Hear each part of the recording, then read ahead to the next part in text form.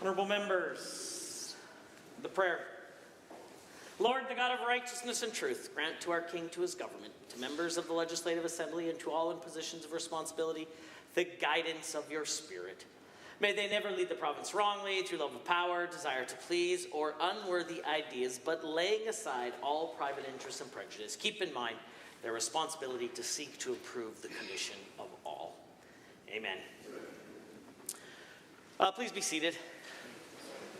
Oof, that was close. You want to put it upside down for us? Honorable members, as you all know, yesterday marked the 10-year service anniversary for several members. At a ceremony earlier today, I presented two of those members who maybe weren't here, maybe they were here, I don't know. I don't know how to get around this one. Anyway, two people were unable to be part of the photograph yesterday. There we go. And I would like to invite them here to the dais to receive their 10-year service pins, the 847th member ever elected to the Legislative Assembly of Alberta, the Honourable Member for Edmonton Castle Downs, and the 898th member, the Honourable Member, the Deputy Chair of Committees, the Member for Athabasca Barhead Westlock.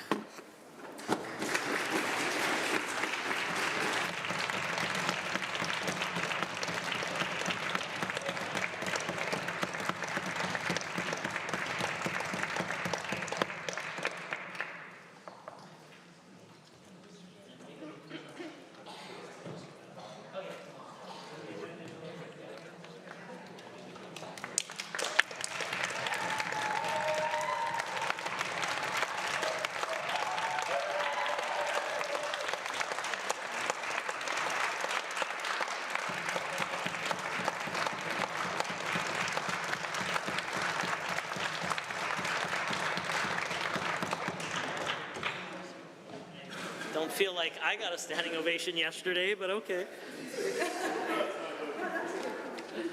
Honorable members, as you know, we had a very busy day yesterday at the start of question period, but I did want to take a brief moment today to note one very special occasion that did pass this past week. May the 5th marked the 80th anniversary since Canadian military forces in Europe were tasked with the daunting and noble efforts, the liberation of the Netherlands. From September 1944 until April of 1945, Canadian troops fought the occupying Germans' army in the Netherlands. The terrain was treacherous, the landscape formidable, and the attacking forces had all of the advantage. It was flat, soggy, or flooded, and thousands of Canadians lost their lives. By May 1945, when hostilities in Europe ended, approximately 20,000 Dutch had died from famine during what was known as the Hunger Winter of 1944-1945. However, due to the valiant efforts of Canadian and Allied troops, many more Dutch lives were spared, since citizens were provided with essential food and other supplies as the Canadian and Allied forces pushed the Nazis out of the Netherlands. To this day, the Dutch people welcome Canadian military veterans to the shores to celebrate them and the historic efforts that were so vital in securing their freedom and the freedom of their country. Today, along with the Dutch people, we remember and we honor their efforts and sacrifices, lest we forget. Clerk. Introduction of visitors, introduction of guests. Honorable members, it's a great pleasure to introduce a number of constituents of mine, as well as who also happen to be very good friends. They are visiting from Drumheller, and their parents are visiting from India, and their nephew is visiting from Burnaby. I invite them to rise as I call their names and have them enjoy the warm welcome of the Assembly. Jatir Singh Dillon, Poonan Dillon, Satwinder Singh Dillon, Kavir Kar Dillon, and Singh Gang. Please rise and receive the warm welcome of the Assembly.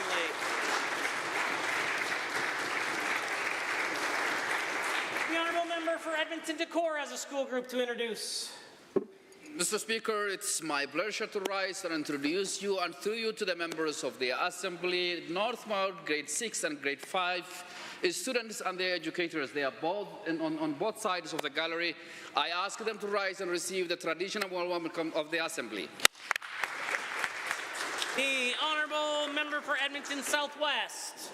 Mr. Speaker, it's my pleasure to rise and introduce the wonderful Grade 6 class of Constable Daniel Woodall School, along with teachers, staff, and parent volunteers. Please rise and receive the traditional warm welcome of the Assembly. The Honourable Member for St. Albert. Thanks, Mr. Speaker. It's my pleasure to introduce to you and through you members of Barrier Free Alberta, organizers of today's rally, Michelle Christensen, Zachary Weeks, Kent Hare, Dan Peterson, Chris Ryan, Kat Hedges, Petra Schultz, and Millie Schultz from Autism Edmonton. I ask the Chamber to give them the welcome of this Assembly. The Honourable Member for Leduc Beaumont. Well, thank you, Mr. Speaker. I'm fortunate enough to have the Century Mile Racetrack in my riding, and I'd like to introduce two representatives from the racetrack, Ken Mahedon and Jeff Smith. Please rise and receive the warm welcome of the Assembly. The Honourable Member for Edmonton Castle Downs. Can you go to my office and ask to you and through you to all members of this Assembly, Alison Stultz, the CEO of Deaf and Hear Organizations. Please accept the traditional warm welcome of this House. The Honourable Member for Wapiti Grand Prairie. Mr. Speaker, I rise to introduce to you and through you to all members of the Legislative Assembly, friends of mine, Joe and Brenda Gertzen. Joe and I grew up together, attended the same school, and I wish you to rise and enjoy the warm welcome of the Assembly. The Honourable Member for Edmonton South has another introduction. Thank you, Mr. Speaker. It's my pleasure to introduce to you and through you and to the House four amazing Edmonton South constituents who are passionate advocates for accessibility rights in Alberta: Arvind Bogal, Rajesh Kuman, Blessing Obute, and Purva Kapoor. Please rise and receive the warm welcome of the Assembly. For Edmonton Southwest. Mr. Speaker, it's my pleasure to introduce to you and through you Barb McIntyre, a parent and advocate, past president of Inclusion Alberta and former treasurer of Inclusion Canada. Barb has been instrumental in advocating for the Canada Disability Benefit. Please receive the warm welcome of the Assembly. The Honourable Member for Edmonton Whitemud. To you and through you to all members of the Assembly, individuals from the Canadian National Institute for the Blind, Executive Director Craig Peterson, Taylor Bauer, and her guide dog Wallace. Please accept the traditional warm welcome of this Assembly. The Honourable Member for Edmonton Highlands Norwood. Mr. Speaker, I rise today to introduce to you and through you to all members of this Assembly some incredible disability advocates: Carly Drew and Susan DeRoche, Daniel Ennett, Alexandra Turjan, Corinne Kushnerik, and Jordan. Please accept the traditional warm welcome of the House. Member for Edmonton Decor. Mr. Speaker, thank you. It's an honor to rise and introduce you and through you and to the members of the Assembly, the Maisa Juma, Mohammed Juma, and Yara Juma. Please accept the traditional warm welcome of the Assembly. The Opposition Deputy House Leader. Thank you, Mr. Speaker. I rise today to introduce to you and through you to all members of this legislature disability advocates from Calgary: Leslie, Linda, Lauren, Gabriela, and Tim. Please accept the warm welcome of this House. The member for Calgary-Beddington. Thank you, Mr. Speaker. I rise to introduce to you and through you to all members of this Assembly several disability advocates from Calgary: Jim Degenstein, Sienna Thornton, Allison Chapman, oh, great name, Bradley Gibb, Tenzin Kalsang, Nathan Nickfruk. Please rise and accept the traditional warm welcome of this House. The Honourable Member for Calgary Foothills. Thank you, Mr. Speaker. It's my pleasure to rise and introduce to you and through you and all members of this Assembly more disability advocates from Calgary: Clark Allam, Mara Blaine, Patrick Finney, Lara Antoniak, Mary Burkhart, and Nisha Petty. Please accept the warm welcome of the Assembly. The member for Calgary Varsity. Mr. Speaker, I rise today to introduce to you and through you and to all members of this Assembly, staff that work very hard to support people with disabilities, Tony, Sharon, Andrew, Emily, Eric, Jordan, Anisha, Fernando, Jovi, Nathan, and Curtin. Please accept the warm welcome of the Assembly. The Honourable Member for Edmonton Glenora has an introduction. Thank you very much. My guest, Marilyn Hooper, is going to be here imminently, but I want everyone to know and encourage folks to send her notes when she does arrive that she was Raj Panu's right hand as Outreach Director in his time here in the Legislative Assembly and also as a long service supporting the folks at the City of Edmonton. Thank you very much, Marilyn. Other introductions. The Honourable Member for Camrose. To you and through you and to all members of the Assembly, Leah Hammond. Leah has recently joined King Strategies, and it was a pleasure to spend some time with you today and support you in your work. Would you all please rise and receive the traditional warm welcome of this Assembly? The Honourable Member for Edmonton McClung. Mr. Speaker, I rise today to introduce to you and through you to all members of the Assembly self-advocates who had their funding cut: Colleen Houston from Disability Action Hall, Kevin Scheichelden, Jennifer Stewart, Mike Wing, Alex Jack, Brad Robertson, Amber Cutter, and her mom/aide, Debbie Chief. Please accept the traditional warm welcome of the House. The member for Lethbridge West. Today to introduce to you and all members of the Assembly self-advocates that had their funding cut: Carrie McEachran, Florence Burton, Cindy Van Ness, and Brousseau Chauvet. Please rise if you're able and accept the warm traditional welcome of this House. Ministerial statements, member statements. The Honourable Member for Calgary Elbow has a statement to make. Mr. Speaker, disability access is a matter of dignity for people with disabilities. Fully 1/4 of Albertans live with a disability of some sort, and they are our sons and daughters, our mothers and fathers, and our friends. Their dignity alone, their freedom to live, work, and play, to merely exist in society, is in and of itself a good reason to enact disability access legislation. Our values as Albertans who care for each other demand it. Any of us could end up with a disability at any point in our lives. But there are legitimate economic reasons to enact disability access legislation, and I want to spend 2 minutes on this topic. But first, in researching this topic, I was struck by the contempt of various hard-right think tanks have for the very concept that reasonable accommodation should be provided to employees with disability. The subtext through all of this biased research involving cherry-picked data is that disability is a person's fault, and even if a single dollar is spent on accommodating disability is a dollar too much because people with disabilities don't deserve it. It's wrong. Instead, let's scan through some research modeling that respects the contributions of all people in society, including peoples with disability. Emile Tompa and others, writing in Equality, Diversity and Inclusion, quote, their estimate results in a surprisingly large magnitude of 17.6% of gross domestic product, or GDP, for reference here, 2017 in Canada.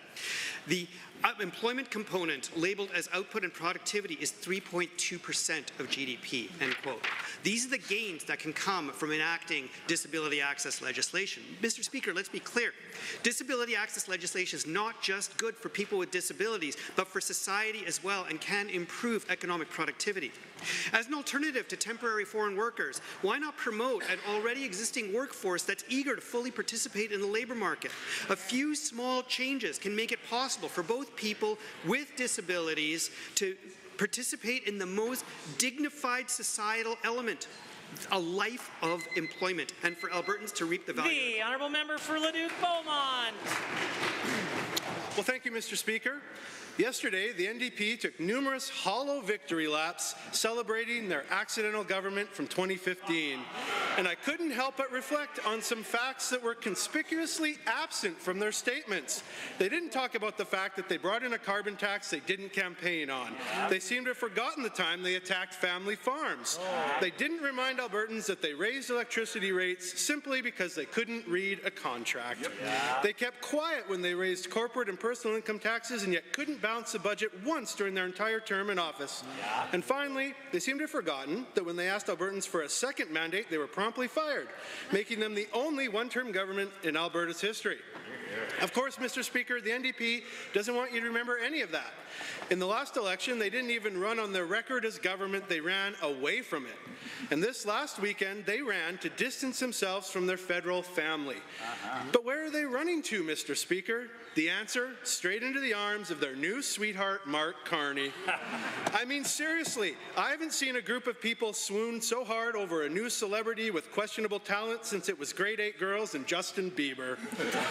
But how is this infatuation going down with the rank-and-file members? Well, not great, said one NDP member. It is remarkably inappropriate to take steps towards destroying unity within the NDP. Said a different member, this party is not just an empty vessel that twists itself into any position.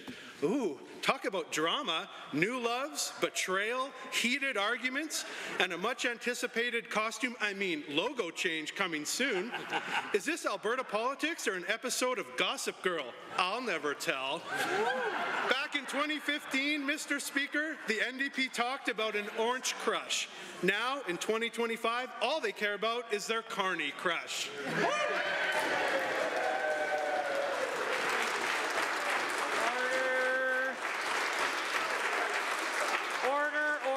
Order. The Honourable Member for Calgary Varsity. Mr. Speaker, if you have a disability, as any of us may have in a moment, you lose access to so much that the rest of us take for granted. You do not even have access to the same health services as other Albertans. For those of you who think the health system is not meeting their needs, let me assure you it's even worse for people with disabilities. Some who depend on a wheelchair for mobility must be lifted out of their chair for an examination or procedure. But because mechanical lifts are not required in diagnostic facilities, they're simply out of luck if they require many specialized procedures, especially in the community. You also may not be able to have a mammogram while sitting in a wheelchair if the equipment where you live requires you to stand. If your disability is invisible, such as it is for those with multiple chemical sensitivities, you are at risk of severe reactions simply by going to an emergency department, and you will probably be treated as a problem, not someone with a problem. And if you have a child with autism that requires special care in crowded places, good luck. If you live in a rural community and have challenges accessing transportation to medical appointments, too bad, it's up to you to find a solution. These are all examples of why we require disability legislation as recommended by the government's own disability advocate. People cannot even get access to health care because they have a health limitation. We need an Accessible Alberta Act. Alberta and Prince Edward Island are the only provinces without disability access legislation. The Honourable Member for Taber-Warner has a statement to make. Mr. Speaker, Alberta makes up a mere 12% of Canada's population. 12% of the population, and yet we contribute nearly 16% to the national GDP. Not to mention the net $25 billion a year in equalization and taxes sent to the rest of Canada. Yeah. Billions of dollars are funneled away from our hard-working province. And to add insult to injury, Ottawa turns around, passing bills designed to thwart our industry, stunt our growth, and cap our production. These federal policies impact not only those working directly in the energy, but the waiter in Fort McMurray, the teacher in Red Deer, and the small business owner in Lethbridge. If the federal Liberals shut down our ability to be the economic engine of Canada, how will we maintain our Alberta advantage? We won't. And perhaps that's why the Liberals are doing it. Yeah. There's a term for that kind of behavior, Mr. Speaker. It's called having a bad case of the Oedipus complex. Federal overreach is not a new phenomenon. I can remember being a young boy when the senior Trudeau introduced the National Energy Program, and the crisis that ensued was devastating. People lost homes and jobs, and interest rates skyrocketed. Unfortunately, this is what we have come to expect from Ottawa. Maybe that's why Albertans are so strong, why we are get-her-done type people, because we have to be. To my fellow Albertans, what is this about? It's about calling out a broken and unfair relationship. Alberta has taken enough abuse from Ottawa in this dysfunctional relationship, and we are drawing a line. It is bewildering that the Laurentian elites in Eastern Canada are so bent on the destruction of Alberta's economy. To be clear, we're not asking for favors or preferential treatment. Instead, we are asking for a federal government that rewards, not hinders, our performance. Hear, hear. The honourable member for Sherwood Park. Thank you, Mr. Speaker. My speech today was written by disability advocate Carly Drew, the beautiful, dynamic, and bright young person with blue hair visiting us in the gallery today. Albertans with disabilities and their loved ones have long borne the burden of an insufficient and outdated home care system. With our underfunded and overwhelmed home care system, families must pledge their lives to providing disabled Albertans with the majority of their care needs through unpaid labor until they themselves need the care. The system has been reduced to client, age 32, born with spinal muscular atrophy, causing profound and permanent muscle weakness. Unpaid family caregiver provides ongoing care. Note to the Assembly, at great personal and financial sacrifice to the family. In the current system, family caregivers are expected to provide our disabled with the majority of care, thus limiting their own ability to work outside of that.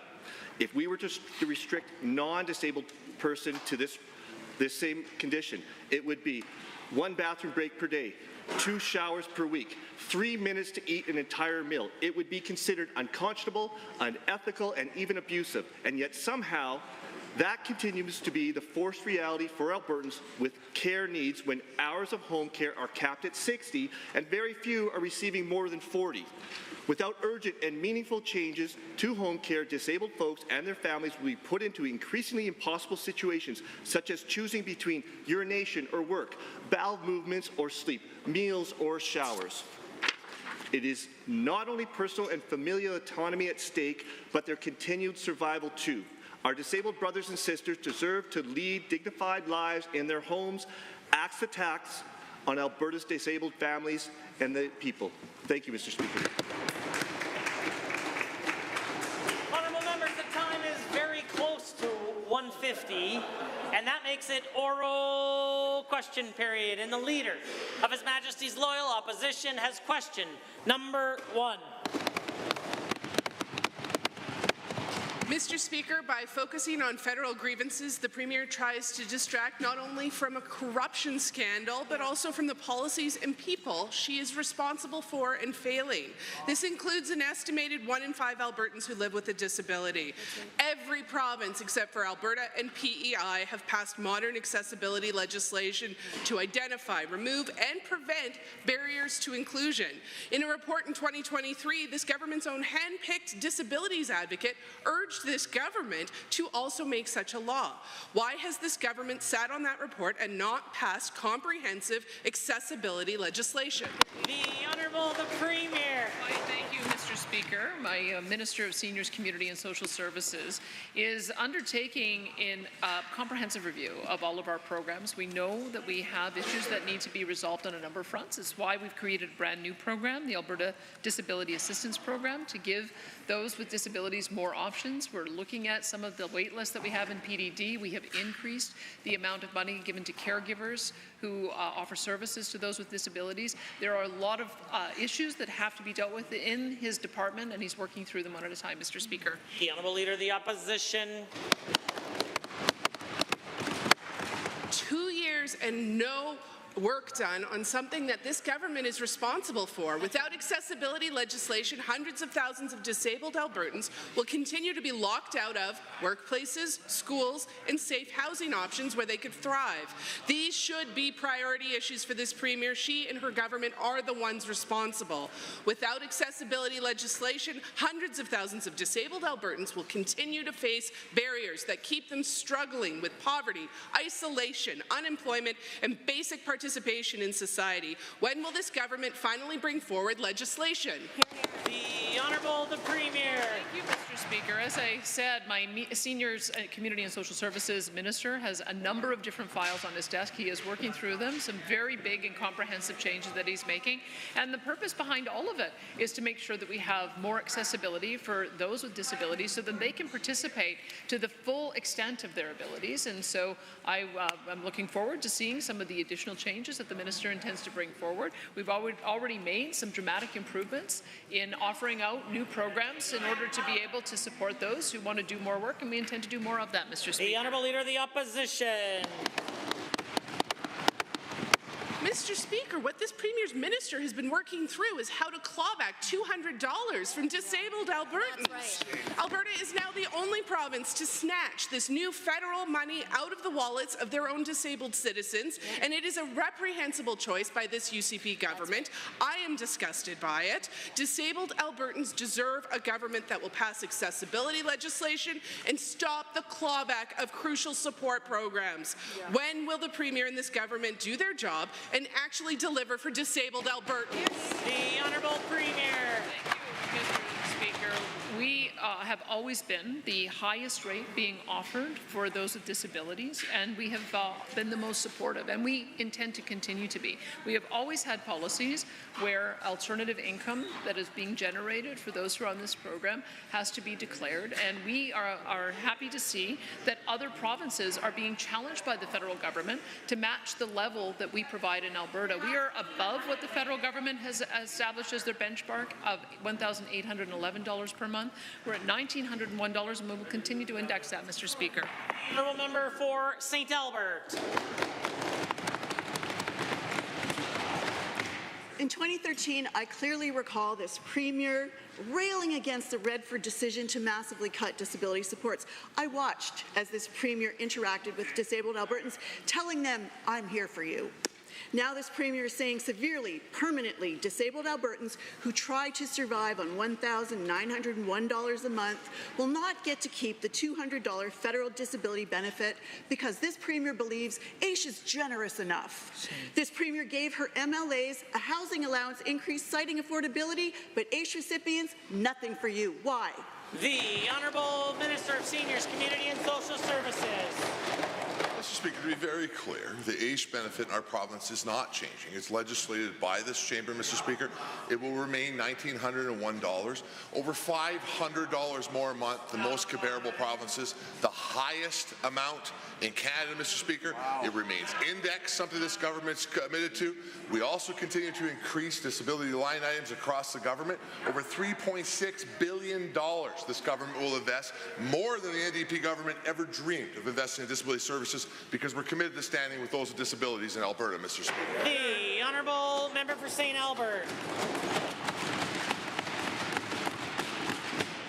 Nothing could be further from the truth.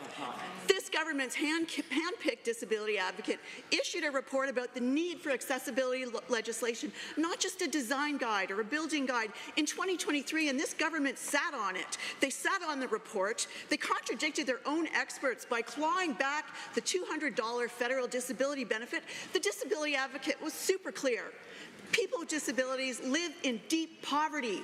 The $200 will make a difference. Premier, how do you justify policy-wise taking away $200 from severely, permanently disabled Albertans? The Honourable Minister. Mr. Speaker, the federal government has probably too low of a threshold. We agree. It's unfortunate that member has never stood in this chamber and called to account the NDP Liberal Coalition, her party, who has held power in Ottawa, Mr. Speaker. The #1 challenge for individuals who are on AISH is when they turn 65 and move over to the federal government program and they have to have a pay reduction, Mr. Speaker. This side of the House, Albertans, invest unprecedented amount of money in AISH, Mr. Speaker. We're going to continue to do it, and I want to be very, very clear. We have not cut AISH, Mr. Speaker. The Honourable Member.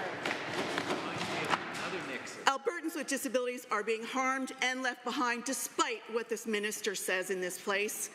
After 6 years of the UCP, services for people with disabilities are much darker. They have de-indexation, Mr. Speaker. They capped it at 2% and say, oh no, we index days first. Incorrect. They hid the Disability Advocate report. They think it's funny. They think it's funny. They are taking away $200 that was meant for disabled people. I don't understand how this government stands in this place and say that you believe people with disabilities. The Honourable Minister of Seniors, Community and Social Services. Mr. Speaker, I don't think it's funny. I think it's shocking, the immaturity of the official opposition and the NDP to continue to fearmonger on this issue and cause fear for people all across the province. AISH has not been cut, Mr. Speaker. It's $1,901. Indexation has not been removed, Mr. Speaker. We index higher than what inflation was at the time that indexation was decided. 2% this year, over 4% the previous year, Mr. Speaker. That's what this government's done. We have the highest amounts being invested, Mr. Speaker. Again, $3.6 billion, Mr. Speaker, taking place for the disability community. The point of order is noted at 2 o'clock. The Honourable Member for Edmonton-Whitemud. The Premier wants to distract with separatism talk to avoid addressing her failure to deliver for Albertans. Albertans like Sarah and Amin Namazi, my constituents and parents of twin 15-year-old boys, Arian and Arash, who both have autism and cerebral palsy. The family applied for FSCD in January 2024 and were deemed eligible in August. But 17 months later, this family still hasn't received anything from FSCD. Their desperation is heartbreaking. I've written twice to the minister, but all the family got was a phone call telling them they just have to keep waiting. So, will the minister tell the Namazis today when will they get the FSCD they're entitled to and that they deserve? The Honourable Minister. Mr. Speaker, Alberta's government has increased the FSCD program by $30 million in 2025, something that member and her party voted against, Mr. Speaker. Voted against supports for families with children with disabilities, Mr. Speaker, and the highest amount being invested ever by a government, over $264 million in that program alone, Mr. Speaker. Now, there is challenge inside family support with children with disabilities. Unfortunately, the NDP never stood up to address those challenges. We're seeing autism rates at unprecedented numbers, diagnosis with children with disabilities at unprecedented numbers, Mr. Speaker. That's why we're fixing the program and fixing the NDP mess that they left us. The order, the Honourable Member for Edmonton-Whitemud. Hundreds and thousands of Albertans with disabilities continue to wait. The Namazis aren't alone. The number of calls to my office from families trying to access FSCD has gone through the roof this past year. Like Karen Wishu, whose 4-year-old son is autistic and has speech apraxia. Karen has been waiting over a year just to hear back from FSCD, but they won't even give her an estimate of when she will. The window of opportunity is closing so fast for critical early intervention supports for her son. To the minister, why can't he even give Karen an estimate of how long she will have to wait for FSCD? What is more important to this minister than supporting children with disabilities? The Honourable Minister of Seniors, Community and Social Services. Supporting children with disabilities is a high priority for the government, as is supporting everybody with disabilities in our province, Mr. Speaker. That's why we invested in this budget, again, voted against by the NDP, $3.6 billion to support the disability community, Mr. Speaker. More than every department but 4 departments in government, just that line item, Mr. Speaker. And we increased all of those line items, including family support with children with disabilities. We increased staffing. We increased the ability to be able to surge capacity in certain areas of the province, Mr. Speaker, and we're going to continue to fix that program. The Honourable Member.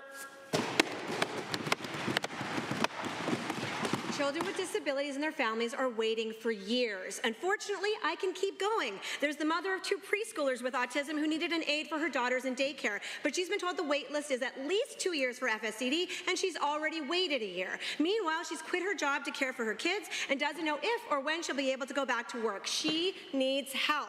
The government used to share data about FSCD wait lists publicly, but not anymore because they want to hide how badly they're doing for children with disabilities. But these families are living with the UCP's incompetence. So if the minister is so proud of his work, will he commit to publicly sharing FSCD waitlist data today? The Honourable Minister of Seniors, Community and Social Services. Mr. Speaker, I see the honourable members continue to avoid the question. Why did they stand in this chamber and vote against $3.6 billion in support for the disability community? Each and every time that a vote has come to the floor of this place, Mr. Speaker, they voted against it. But this government ignored them, Mr. Speaker. Increased PDD, increased support for children with disabilities, increased AISH, Mr. Speaker, and has spent the most on disabilities of any government in Alberta history, Mr. Speaker. We're going to continue to do that.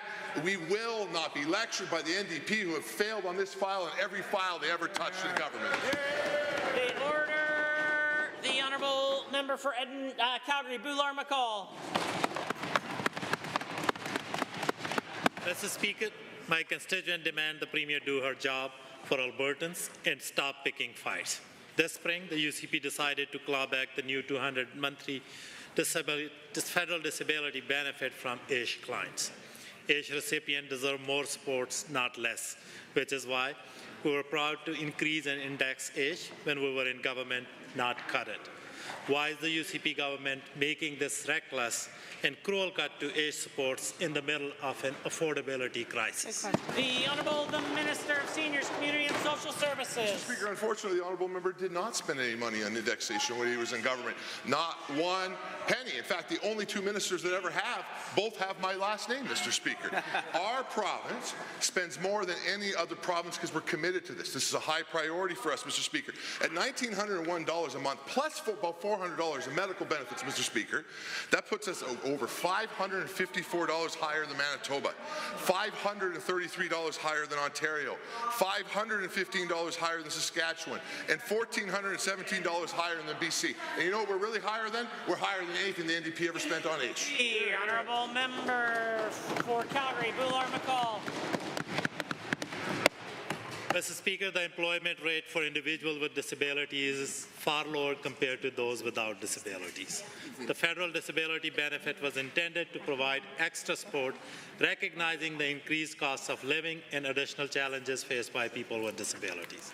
By reducing AISH payment dollar for dollar, in response, the UCP government is clawing back this much-needed federal support. How can this government claim to support Albertans with disabilities while actively cutting their support by $200 a month? The Honourable the Minister. Mr. Speaker, nothing could be further from the truth. We are not cutting AISH, Mr. Speaker. AISH remains the highest in the country, $1,901, Mr. Speaker. And Mr. Speaker, through you to that former minister. Order. The Honourable Minister has the call. That's the former minister of the NDP government who had my file, who did not index AISH, Mr. Speaker, who did not fix these situations, Mr. Speaker, shamefully. And worse than that, Mr. Speaker, continue to run a program that punished the disabled who could work, Mr. Speaker. This side of the House ain't going to do that. We're going to make sure everybody can reach their full potential in the great province of Alberta, Mr. Speaker. The Honourable Member. Mr. Speaker, the only thing this government ranks really high in Canada is corruption. This $200 benefit from federal government needs to be complementary to AISH payment instead of an excuse for the UCP to pick another fight with Ottawa. The government has a responsibility to uphold the dignity and well-being of people on AISH, not use federal support as a reason to reduce its own. This is wrong and unconscionable. What will it take for this government to reverse this cruel cut and stop pushing Albertans on AISH further below the poverty line? The Honourable Minister. Mr. Speaker, the federal government has been very, very clear. They expect provinces to meet $1,811 a month without health benefits, Mr. Speaker. We have beyond that. We are $1,901. No other jurisdiction is anywhere close to that, Mr. Speaker, and not even the federal government. But nobody on this side of the House, Mr. Speaker, on the NDP side of the House, has bothered to stand up and even try to lobby the government to be able to make sure the federal government actually met the ambition of Alberta. What I can assure you in the whole House, Mr. Speaker, is Alberta is going to continue to lead the way, Mr. Speaker. The Honourable Member for Edmonton, Highlands, Norwood. Today, we joined hundreds of advocates at the legislature fighting for action for disabled Albertans. They're asking for the support that they need and deserve, not a UCP government who at every turn chooses cruelty. Whether it's clawing back the $200 federal disability benefit, forced changes to AISH, failing to invest in home care, or refusing to ensure safe, accessible, affordable housing. This is a government that chooses fancy red carpets, first-class flights, and living allowance raises for their own MLAs while people are forced to skip meals to pay their rent. Will any UCP member apologize to Albertans for their misconduct? The Honourable Minister of Community and Social Services. A party whose plan on housing was to have people live outside in temporary structures, Mr. Speaker, where they were dying, is going to try to lecture the party that has invested more money in affordable housing, more money in emergency shelter than any government in history. We're not going to go for it, Mr. Speaker. Their philosophy is the wrong philosophy.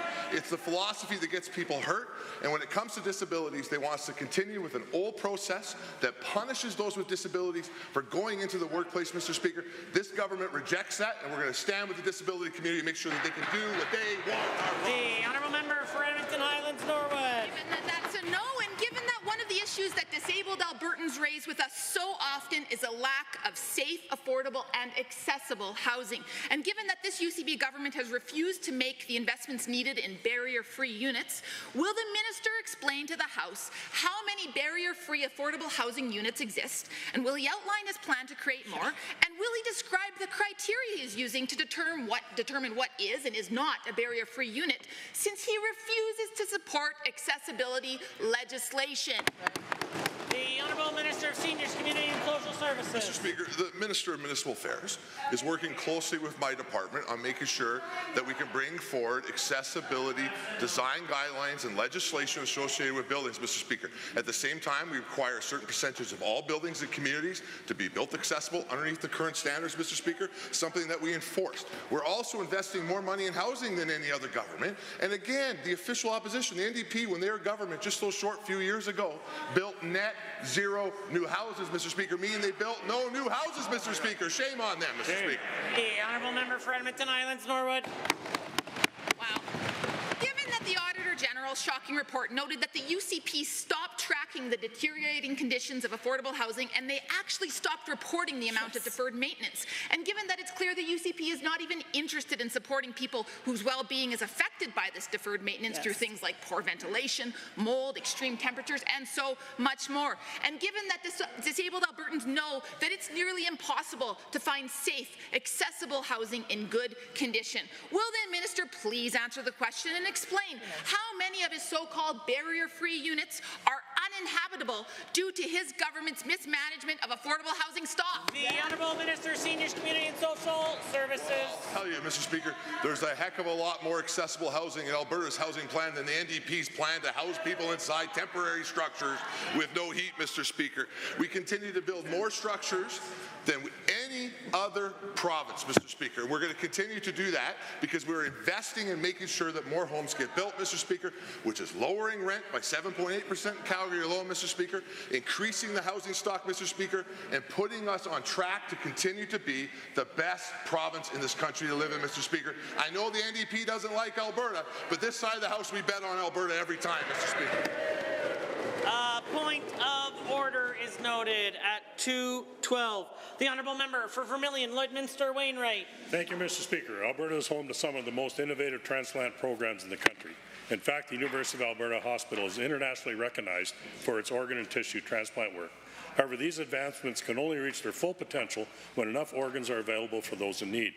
Mr. Speaker, as hundreds of Canadians patiently wait for their transplants, every new registration offers hope for those patients and their families, potentially saving more lives across the country and within our province. Can the Minister of Health please share with the House what actions our government is doing to promote organ and tissue donations in Alberta?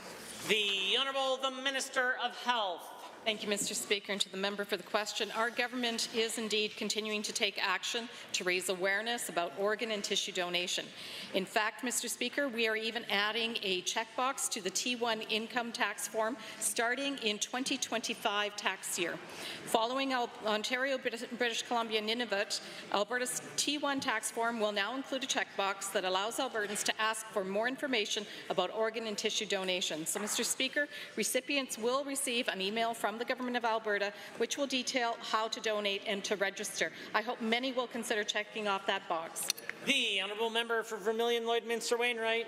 Thank you, Mr. Speaker. Given that one organ donor can save up to 8 lives, while one tissue donor can significantly improve the lives of up to 75 people, and further given that the demand for donors in Canada far outpaces the supply of available matching organ and tissue donations, can the same minister explain more about this initiative and provide an estimate on how many Albertans are anticipated to sign up for more information? The Honourable Minister of Health. I'm happy to do that, Mr. Speaker. In fact, Alberta Health has been working with the Canada Revenue Agency for quite a while now to add that checkbox to Alberta's T1 income tax form that will allow Albertans to receive information about the organ and tissue donation. Currently, Mr. Speaker, nearly 900,000 Albertans have registered their consent to become an organ and tissue donor based on the response that we saw in Ontario, where 15% of taxpayers checked the box. We anticipate this will add an additional 600,000 Albertans who will be organ donation donors in the future. The honourable member. Thank you, Mr. Speaker. Given that this new addition to our tax form is an important step towards ensuring Albertans have continued access to the support and services they need, and given that this initiative builds on other recognized campaign awareness efforts across the province, can the same minister please tell the House what other methods our government is using to improve organ and tissue donation registration in Alberta? Honourable Minister. Thank you, Mr. Speaker. Give Life Alberta, Alberta's organ and tissue donation program, has numerous public awareness initiatives through public awareness campaigns, social media, and it also regularly shares stories about donations and transplantations on their website. At this time, Mr. Speaker, I would like to remember the life of Dr. Greg Powell, who passed away recently. He was the founder of STARS and a huge advocate for organ and tissue donation and transplantation in Alberta. Our thoughts and prayers are with his wife Linda and their family. May he rest in peace. He had such a strong contribution to Alberta, and I think we should all remember him. Hear, hear. Thank you. The honourable member for Edmonton Decor is next. Mr. Speaker, Mesa is a mother of 5. Her 15-year-old daughter, Yara, is profoundly developmentally disabled. Mesa has been waiting over a year for a contract from FSCD, only to be told it could take another 3 years. She's here today with the family in the gallery. Without appropriate support, Mesa's family is collapsing under the pressure of unmet needs. Can the minister tell Mesa and her family why they are still waiting for life-saving support that her daughter Yara is eligible for? The Honourable the Minister of Seniors, Community and Social Services. Well, Mr. Speaker, let me ask you, who increased ACE, Mr. Speaker? The United Conservative Government. Who did? The NDP. When it comes to PDD, for example, Mr. Speaker, $1.3 billion being invested by my department this year, increase of almost $100 million. Who increased PDD? You're right, Mr. Speaker, the UCP, not the NDP. When it comes to family support with children with disabilities, over $250 million being invested this year from this department, increased by $30 million, Mr. Speaker. Who increase that? This side of the House, not the NDP, Mr. Speaker. Clearly, the NDP are all talk, but the United Conservative Party is all action. The honourable member for Edmonton Decor. Given that the minister has failed to respond to Mesa and her daughter Yara, who are in the gallery, given that when Mesa has a doctor's appointment, her other children are pulled from school to help, it is not right. Mohammed is here in the gallery. He's pulled out of school. Can the minister explain to Mesa and her family why they have essentially stopped FSCD intake, pushing families into crisis, and putting Yara's life into a danger? The Honourable Minister. Mr. Speaker, we have not stopped FSCD intake. In fact, we've increased the budget by about $30 million this year, Mr. Speaker, as part of our $3.6 billion that we invest in disabilities. We also acknowledge that a multi-decade-old program like FSCD has challenges that we're working through a process to change. That program was created when 1 in 10,000 kids were diagnosed with autism, Mr. Speaker. Now about 1 in 10 are diagnosed with autism, Mr. Speaker. The difference between us and the NDP, though, is we have the courage to fix these things, Mr. Speaker. The NDP just want to continue to watch Albertans suffer, Mr. Speaker. We won't do that. We will continue to fix Honourable member for Edmonton Decor.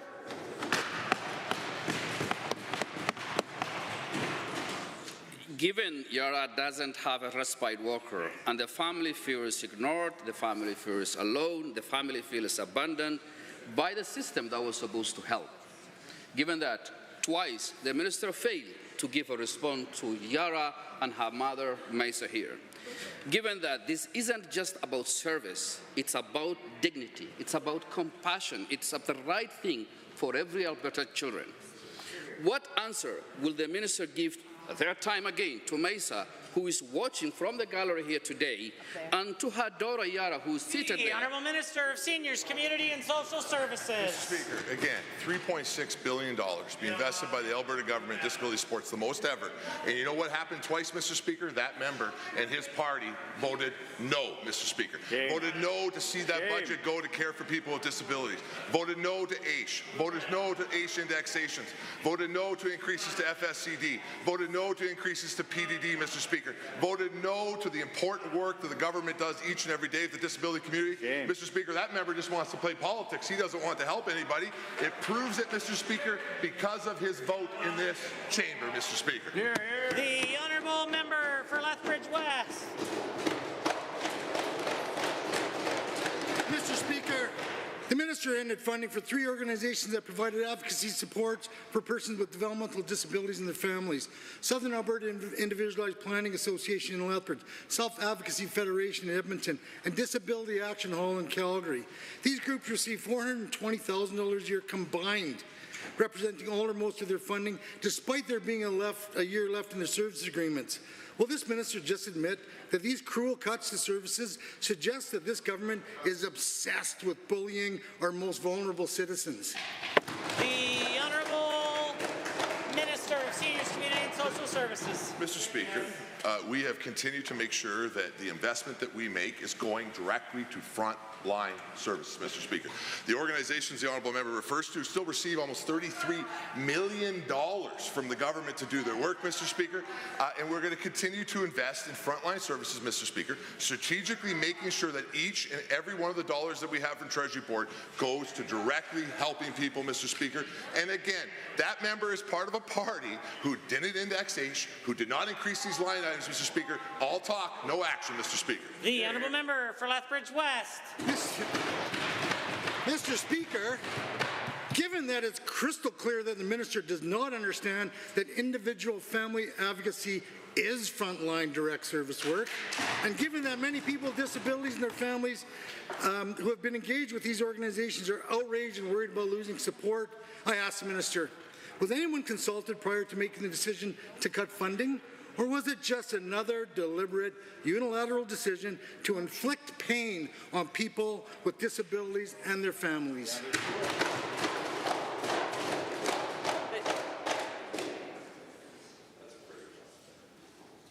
I just want to provide a caution to the honourable member making an allegation. The last 2 questions, you made an allegation that the government would intentionally bully people, that they would inflict pain on people.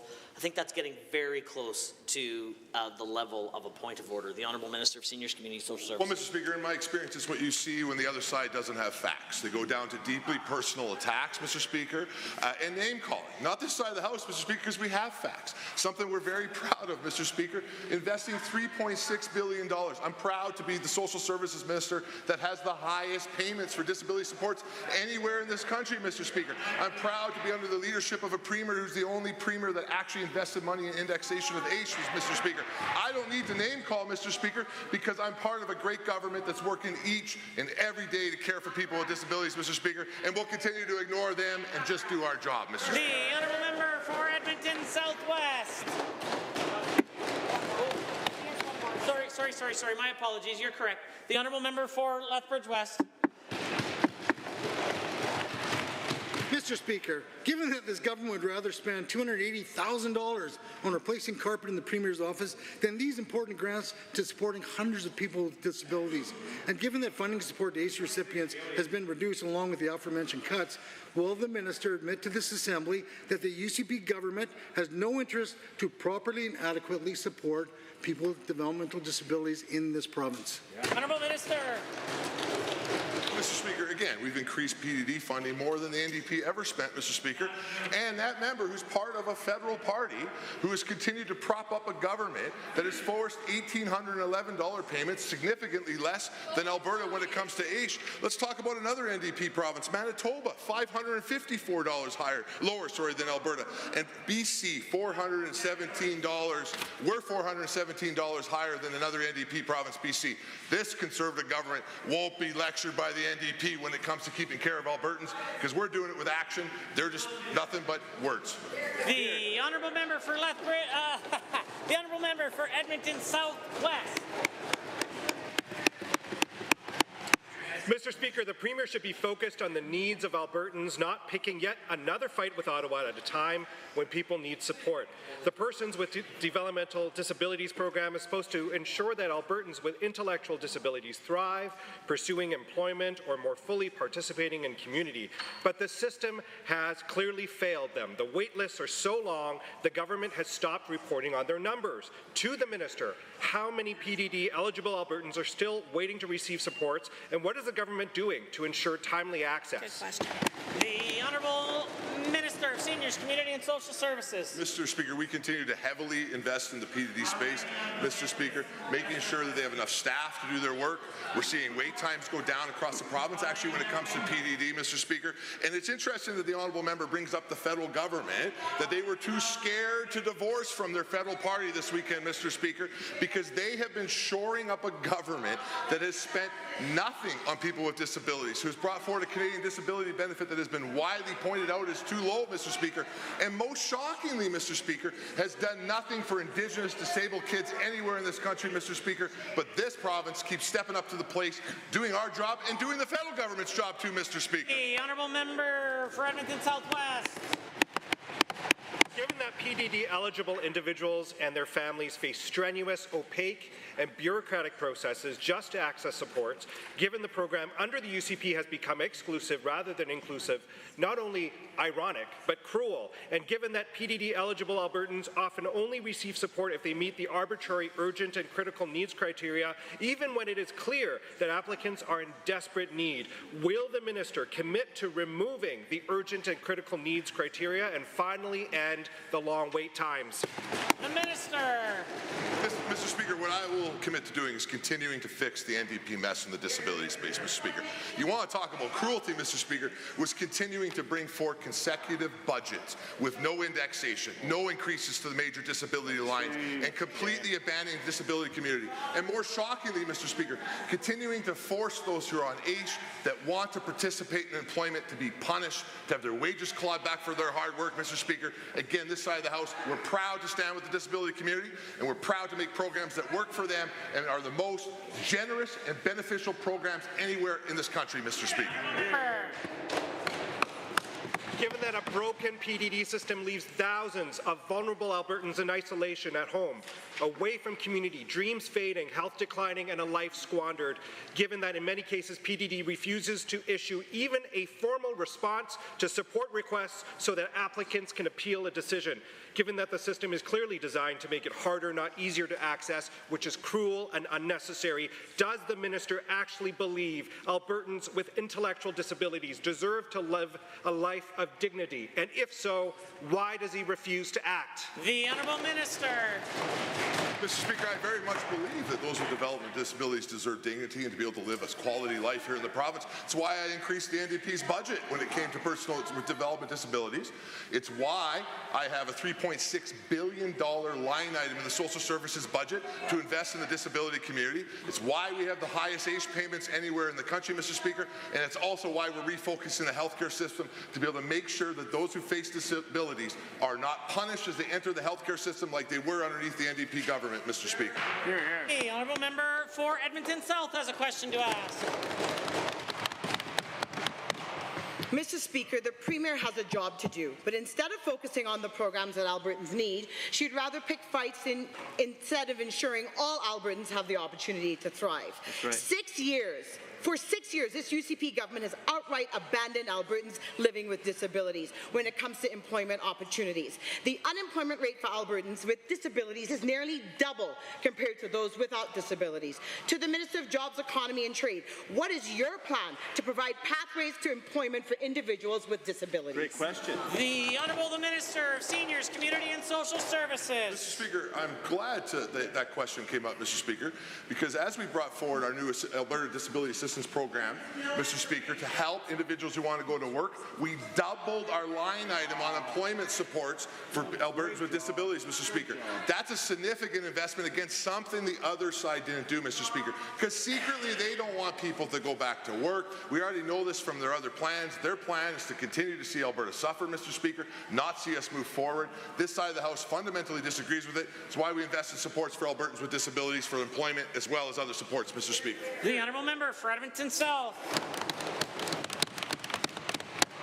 Given that 81% of youth with disabilities could join the workforce if they were provided the right supports, and given that persons with disabilities directly contributed $49.7 billion to Alberta's GDP, and given that with a more inclusive job market, nearly 143,000 Albertans with disabilities have work potential, and given these folks deserve every opportunity to prosper in good-paying jobs, but they're getting no help from the UCP, why is the minister not taking the steps to make sure that Alberta has a more accessible job market? The Honourable Minister of Seniors, Community and Social Services. Speaker, again, this government has doubled the budget to be able to invest in supporting Albertans with disabilities as they enter the workforce and to support employers who are employing Albertans with disabilities. And the great thing, Mr. Speaker, is our success in that space is over 80% of individuals who go through that program remain employed, Mr. Speaker. That's the difference between us and the NDP government.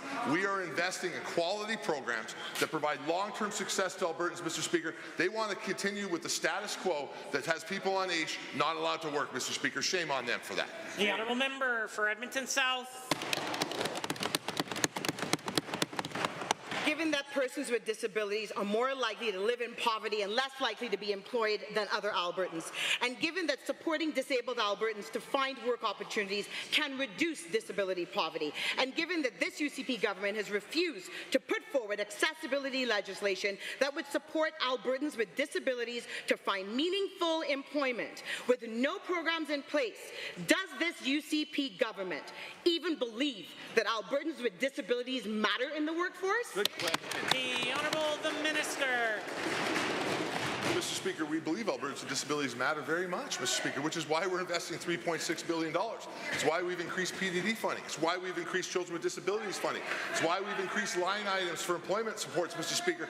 All of which, Mr. Speaker, I will point out, the official opposition, the NDP, voted against, Mr. Speaker.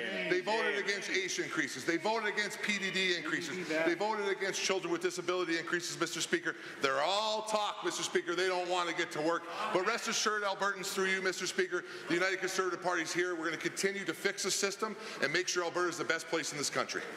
The honourable member for Calgary Lougheed. Thank you, Mr. Speaker. Albertans are exhausted by policies that undermine our industries and violate our constitutional rights. Recently, the leader of the Bloc Québécois said, "There is no future for oil and gas." Over the last decade, Ottawa's Liberal government and other leaders across Canada have consistently stifled Alberta's economy, blocking our energy sector from prospering. And they ignored Alberta's democratic decision in 2021 to renegotiate the equalization formula.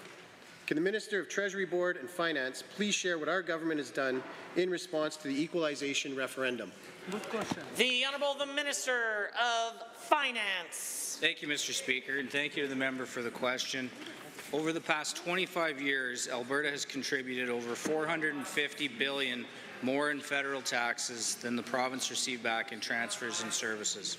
In 2023, Alberta proposed changes that would address the fairness and size of the equalization program. So far, our concerns have not been acknowledged or addressed. That's why I was pleased to see the Premier included in her list of items for the federal government yesterday. It is something that's brought up at the FPT table, and there are allies at that table that also want to see. The honourable member for Calgary Lougheed. Thank you. Given a sovereign Alberta must stand firm in order to unleash the potential of our resource and agricultural sectors, ensuring Albertans fully benefit from the wealth they create. And given our Premier gave Mark Carney clear conditions to address Western alienation within his first 6 months, including repealing Bill C-69, the No More Pipelines Act, the tanker ban, the production cap, clean energy regulations, and net zero mandates. To the Minister of Justice, how will our government ensure we are treated fairly in confederation with the new Prime Minister? The Honourable the Minister of Justice and the Keeper of the Great Seal of Alberta. Well, thank you very much, Mr. Speaker. The honourable member is correct. Alberta must stand firm and protect ourselves against Ottawa's assault. Alberta's government will work in good faith with the new Prime Minister, but until we see tangible proof of change, the Premier has said that we will appoint a special negotiating team to represent Alberta in negotiations with the federal government on a number of reforms. And while these negotiations are ongoing, our government will appoint, and the Premier will chair, the Alberta Next panel. Alberta will not accept any policies or political attacks aimed directly at Alberta's free economy, full stop. The honourable member. Merci, Monsieur le Président.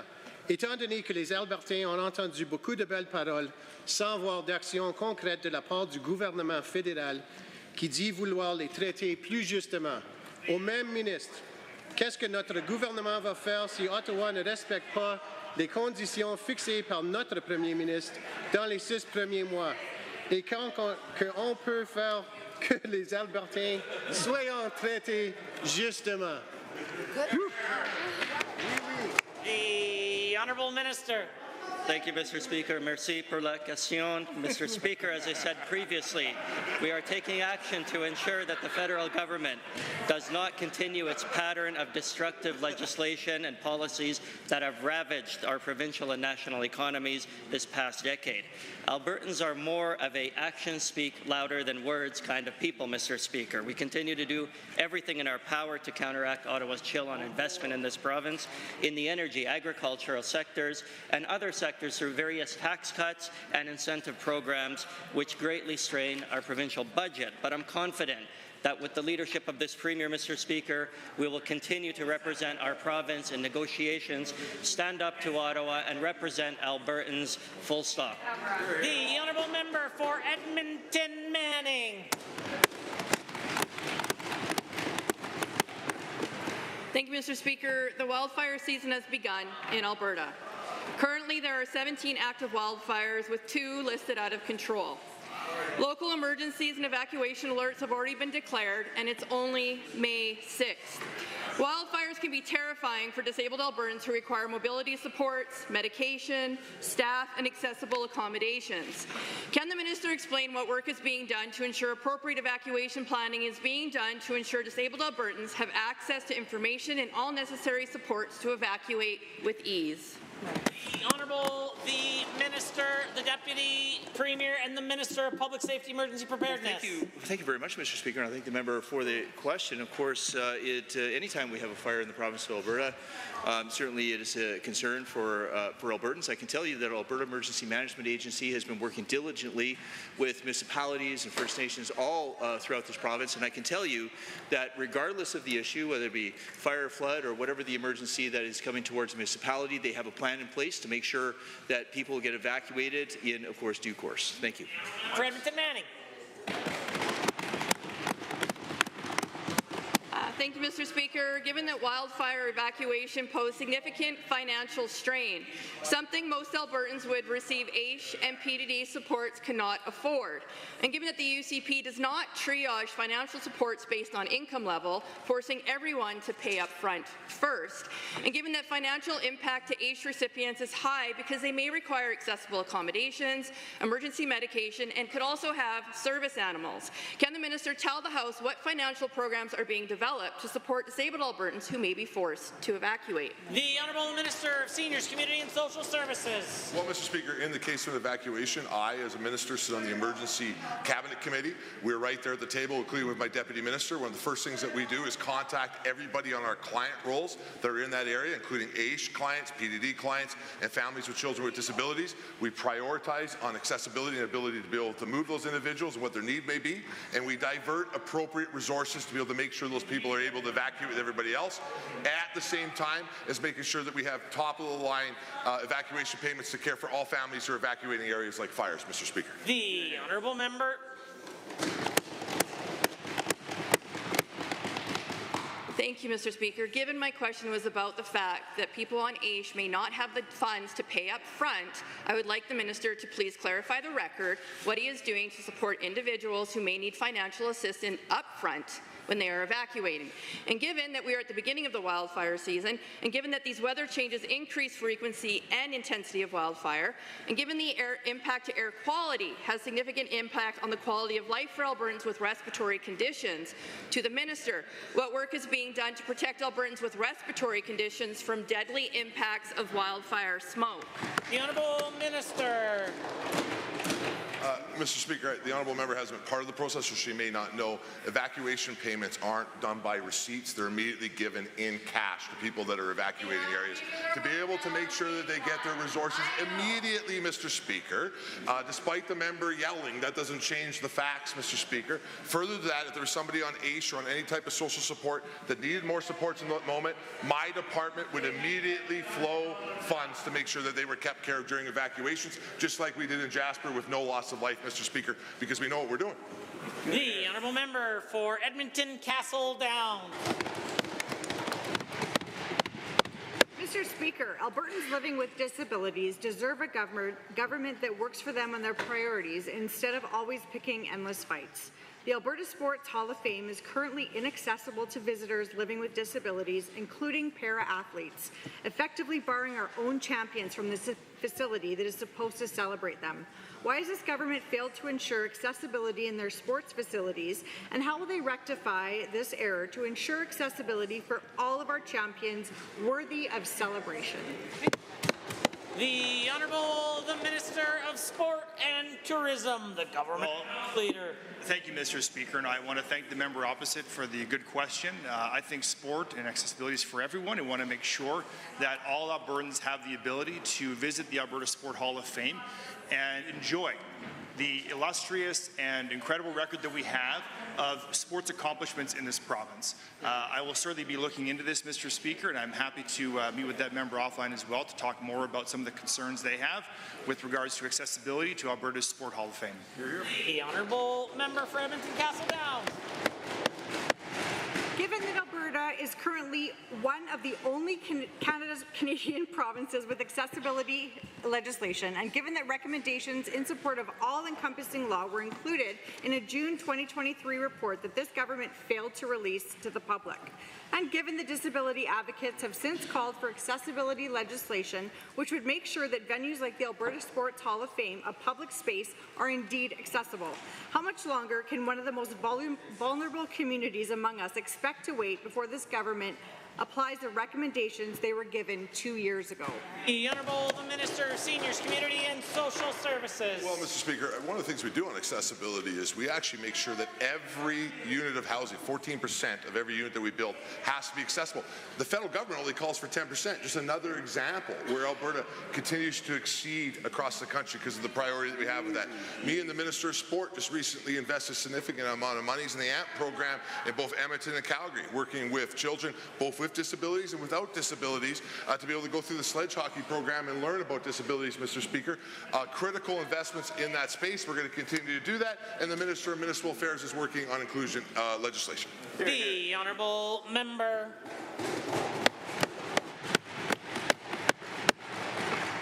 Given that inclusivity in sports is impossible if athletes can't even enter the doors of Alberta sports facilities like the Alberta Sports Hall of Fame, and given that the current lack of accessibility legislation from this government means our public spaces will remain inaccessible, how will the minister address the many glaring oversights in accessibility to ensure the inclusion and success of all athletes in Alberta? The Honourable Minister of Municipal Affairs. Mr. Speaker, we regularly update the building codes for residences, for sports facilities, any public buildings, Mr. Speaker. It's something we do as a regular thing, and when we find that the building is short, there's an inspection process, and I'd sure be interested in the building that the member is talking about. It might be one of those cases where we got to go back and force the issue, and Mr. Speaker, we'll just be glad to do that. Order. That concludes the time allotted for oral question period. In 30 seconds or less, we'll continue with the remainder of the daily routine.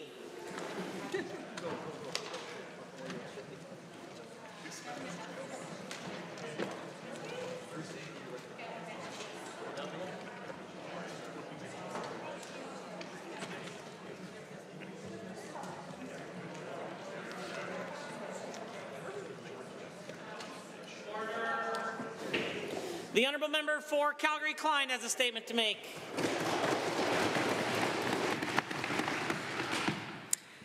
I first met Kaveen Sheikhaldian following the UCP's cruel decision to change the AISH payment date in 2020. Kaveen came to the Calgary Mountain View office where I was working, asking us to table a petition urging the UCP to reverse their bad decision.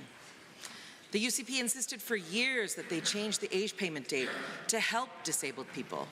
The Auditor General made them reverse the decision as it wasn't in accordance with public sector accounting standards.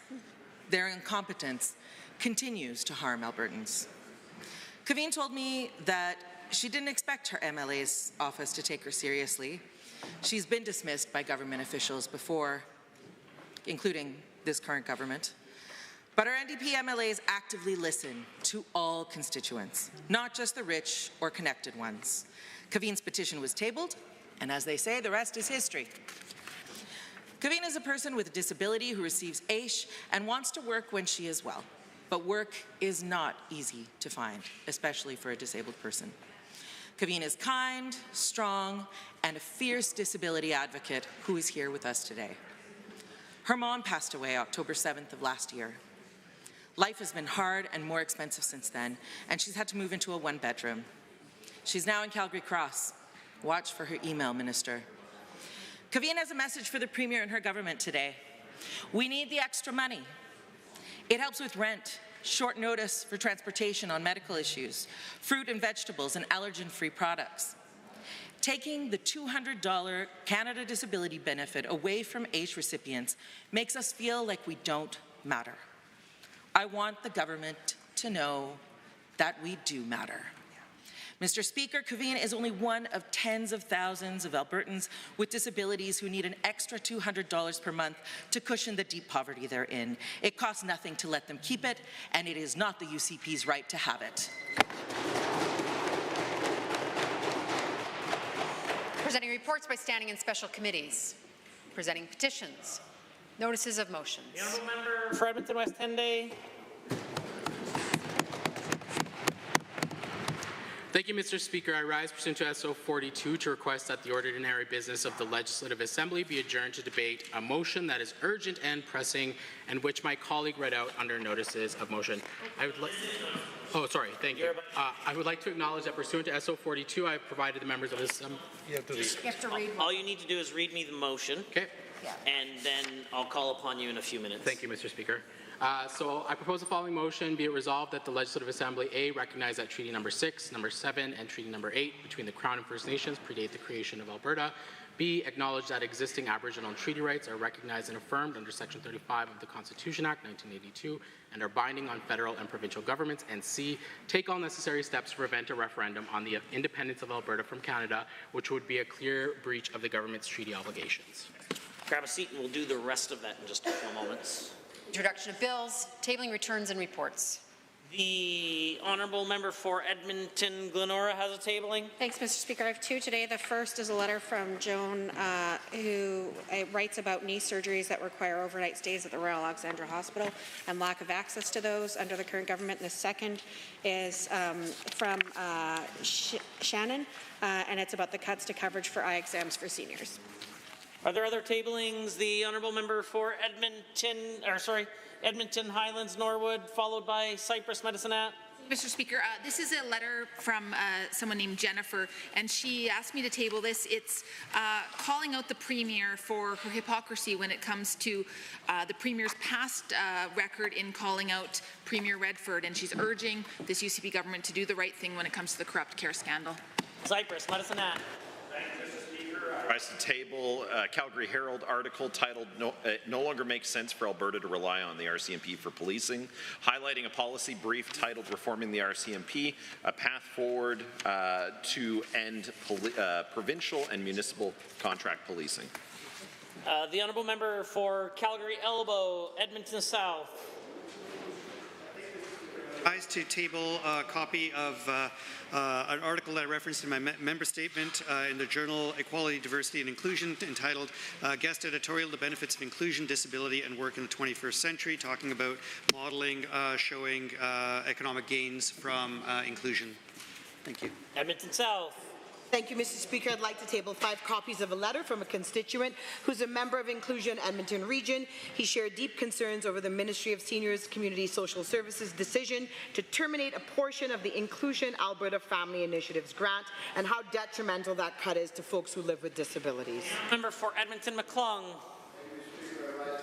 Requisite 5 copies of an article written in today's Calgary Herald by writer Rob Breckenridge, who quotes that it's reckless and potentially counterproductive to be enabling separatists while speaking about the Premier, and goes on to say there's a come out. She now owns the issue. Edgemont. I rise to table the 5 requisite copies of a letter I'd referenced that my office is receiving, talking about the rates of domestic violence rising and the severity is increasing, as well as the lack of wages and staff burnout. For St. Albert.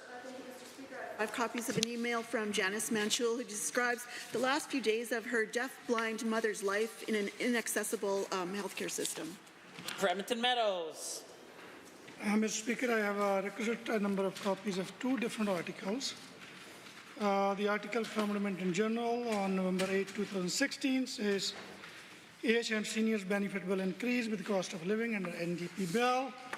And I have another article from CVC dated November 4, 2019. People with severe disability feel duped by Alberta government age recipients says when the UCP actually de-indexed the benefits. Are there other tablings?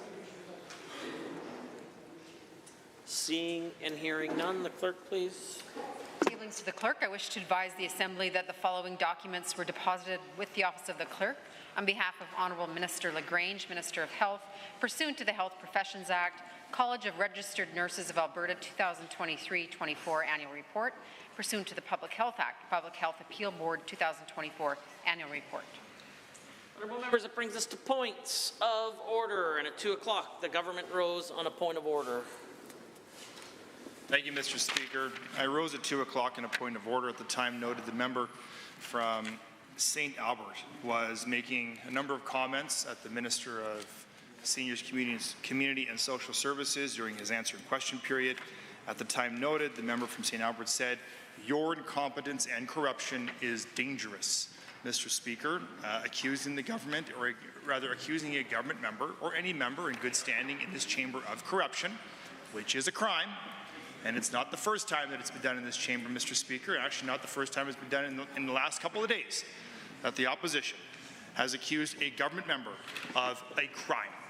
Mr. Speaker, this certainly would rise to the point of order, in my opinion, of 23HINJ, and I suspect, again, just suspect, that this even got caught by the ambient mics because it was said so loud.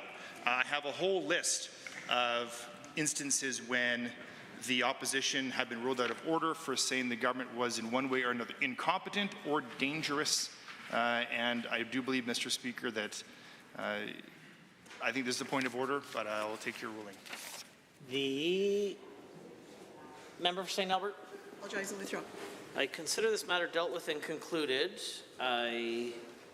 Just for the overall edification of the House, because in fact those remarks were caught on Hansard, and some members have recently asked, why do all of the remarks close to the Speaker get heard and remarks far away don't get heard?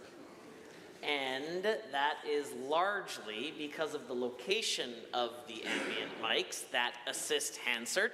But rest assured, this summer, when the Assembly undertakes a renovation, there will be additional ambient mics. Additional ambient mics for the benefit of the Speaker in the future. That brings us to the second point of order at 2:12, I believe. The Honourable Government House Leader. Well, thank you, Mr. Speaker. And as a true Conservative, I think that I could help the LAO save some money by just simply suggesting we keep the microphone for the member from Edmonton Gold Bar on at all times. But all kidding aside, hoping for a bit of levity this afternoon, Mr. Speaker. I rise at a point of order under 23 HI and J again for the same member from St. Albert. Again, a remark made off the record. The member was particularly verbose this afternoon off the record, and in this instance said to the Minister of Seniors, Community and Social Services again, "You're making stuff up." You can't do indirectly what you cannot do directly, Mr. Speaker, to suggest someone is lying, making stuff up, misleading the public, etc., is inappropriate, would be considered, in my opinion, a point of order under 23 HI and J, but again, it's certainly in your very capable hands. The member for St. Albert? Sure, apologize and withdraw. I consider the matter dealt with and concluded. Order, correction. We are at Standing Order 42, where the Honourable Member for Edmonton West Henday earlier at the notice of motions provided notice of his intention to move a Standing Order 42, which will allow him to do so now. He has 5 minutes to provide his remarks on urgency. Thank you, Mr. Speaker. I rise pursuant to SO 42 to request that the ordinary business of the Legislative Assembly be adjourned to debate a motion that is urgent and pressing and which I read out under notices of motions moments ago. I would like to acknowledge that pursuant to SO 42, I provided the members of the Assembly with the appropriate number of copies, and I provided your office notice of my intention to move this motion, as well as notified the government. Mr. Speaker, I rise today to speak because treaty rights must be respected in this province. Let us be absolutely clear. Treaty number 6, 7, and 8 were entered into long before Alberta became a province. These are not symbolic documents. They are nation-to-nation relationships, binding constitutional obligations that define the very legal and moral foundation of this province. And yet, this government is entertaining a path towards separation that trample those very foundations. Just this afternoon, the Premier held a press conference and stated that treaty chiefs have their own sovereignty on their own lands within a united Canada. That admission alone is proof that this province has no jurisdiction to impose a sovereignty or separation agenda on treaty lands. All of Alberta are treaty lands. So why then, Mr. Speaker, is this government still pushing a separation referendum under the guise of a citizen initiative? Yesterday, the Premier tried to distance herself from this dangerous plan, but she didn't cancel it. She didn't disavow it. She simply hoped we wouldn't notice that it's still embedded in legislation, still written into the timeline, and still moving forward. The Premier cannot claim to respect treaty rights while simultaneously preparing to breach them as early as next year. She cannot pretend to care for Indigenous communities while ignoring the constitutional requirement for consultation, consent, and recognition of their sovereignty. Mr. Speaker, this is not just a legal oversight, it is a moral failure. The Premier has said that a referendum on separation wouldn't require Indigenous consultation, that it is non-negotiable.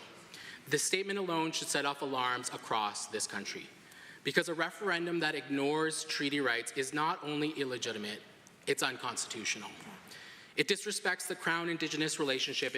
It violates Section 35 of the Constitution Act, and it endangers the stability of Alberta's economy by threatening the very agreements that undergird resource development, land access, and the social contract in this province.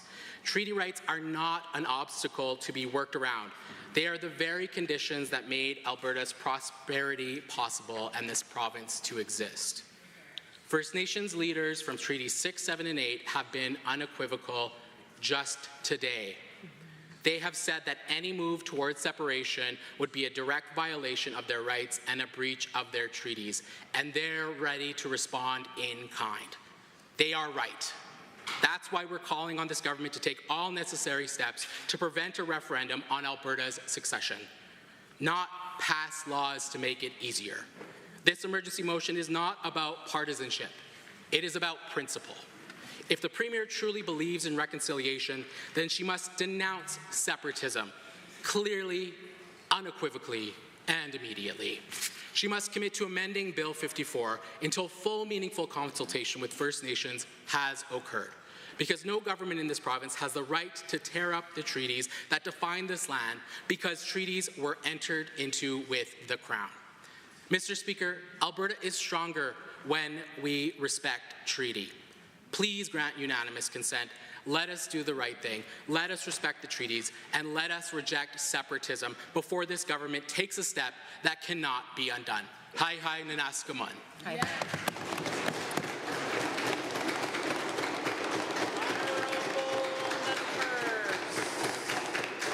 Standing Order 42 allows a member of Executive Council up to 5 minutes to respond to the motion as proposed. The Honourable Government House Leader is rising. Thank you, Mr. Speaker.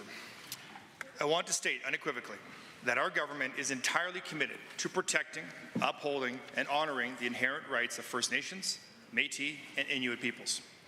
Any citizen-initiated referendum question must not violate the constitutional rights of First Nations, Métis, and Inuit peoples, and must uphold and honour Treaty 6, 7, and 8 should any referendum question ever pass.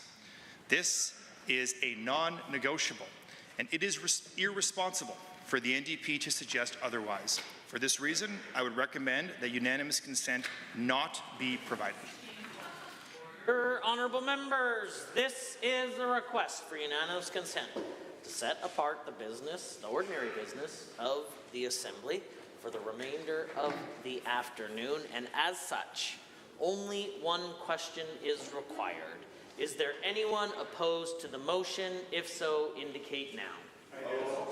Unanimous consent is not granted. That means we are at orders of the day, orders du jour. Committee of the Whole.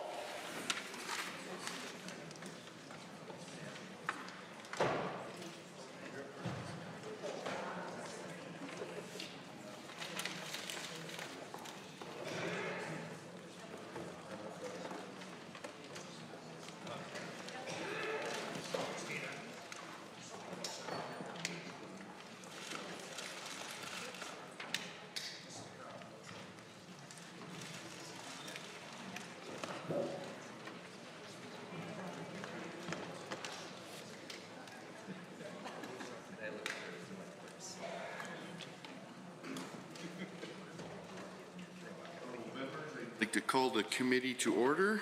The Committee of the Whole has under consideration Bill 53, Compassionate Intervention Act. Are there any comments, questions, or amendments to be offered with respect to this bill? I will recognize Government House Leader. Thank you, Mr. Speaker. I will be brief. The last time I believe we were debating this bill, we ended with remarks from the member from Edmonton West Henday. During his remarks, I misheard the member. I thought he had said that the Honourable Minister of Mental Health Addiction had perjured himself upon review of the video and Hansard. I was incorrect, and I told the member to his face that if I was incorrect, I would apologize. And Mr. Speaker, I do apologize and withdraw my incorrect interpretation of the member's remarks. Thank you, member. I will recognize the member for Calgary-Curry to speak.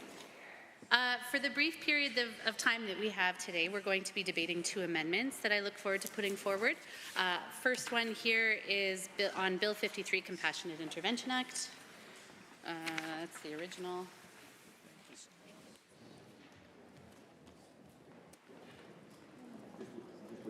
Copy at the table.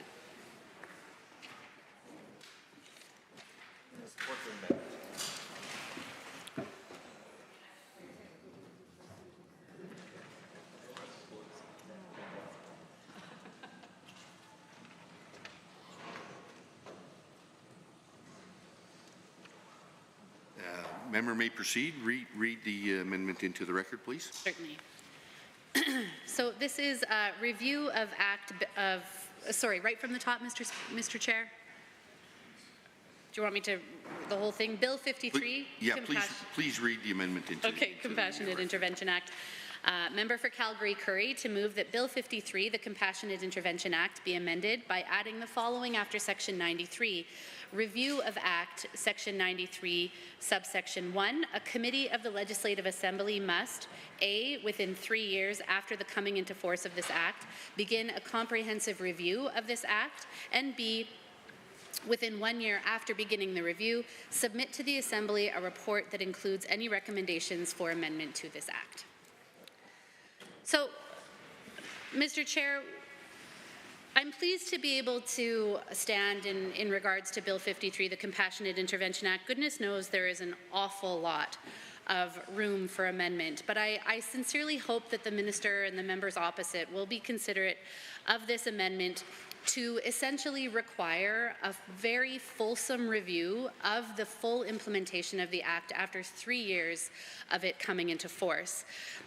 The amendment, Mr. Chair, is very much similar to an amendment that was, or to an addition that was made in the Mental Health Amendment Act of 2007 that required a legislative review after 5 years, with similarly a year in which to actually deliver the findings to this, to the legislature. And it's very much in the spirit of that in which I put this amendment forward. And the reason being is for a couple of points. This, of course, is a brand new piece of legislation. Compassionate intervention, forced treatment has never existed in regards to substance use disorders in this province before, nor has it existed in most jurisdictions around the world. The Premier has said that even though there isn't any evidence that it doesn't work, there's no evidence that shows that it does. And so the only way to find out is if we try. The only way to find out is indeed if we try, but actually the only way to find out at that point is if we effectively and objectively evaluate the program to see if it actually works. We can only say it works if we measure and evaluate the program by an agreed set of standards, Mr. Chair.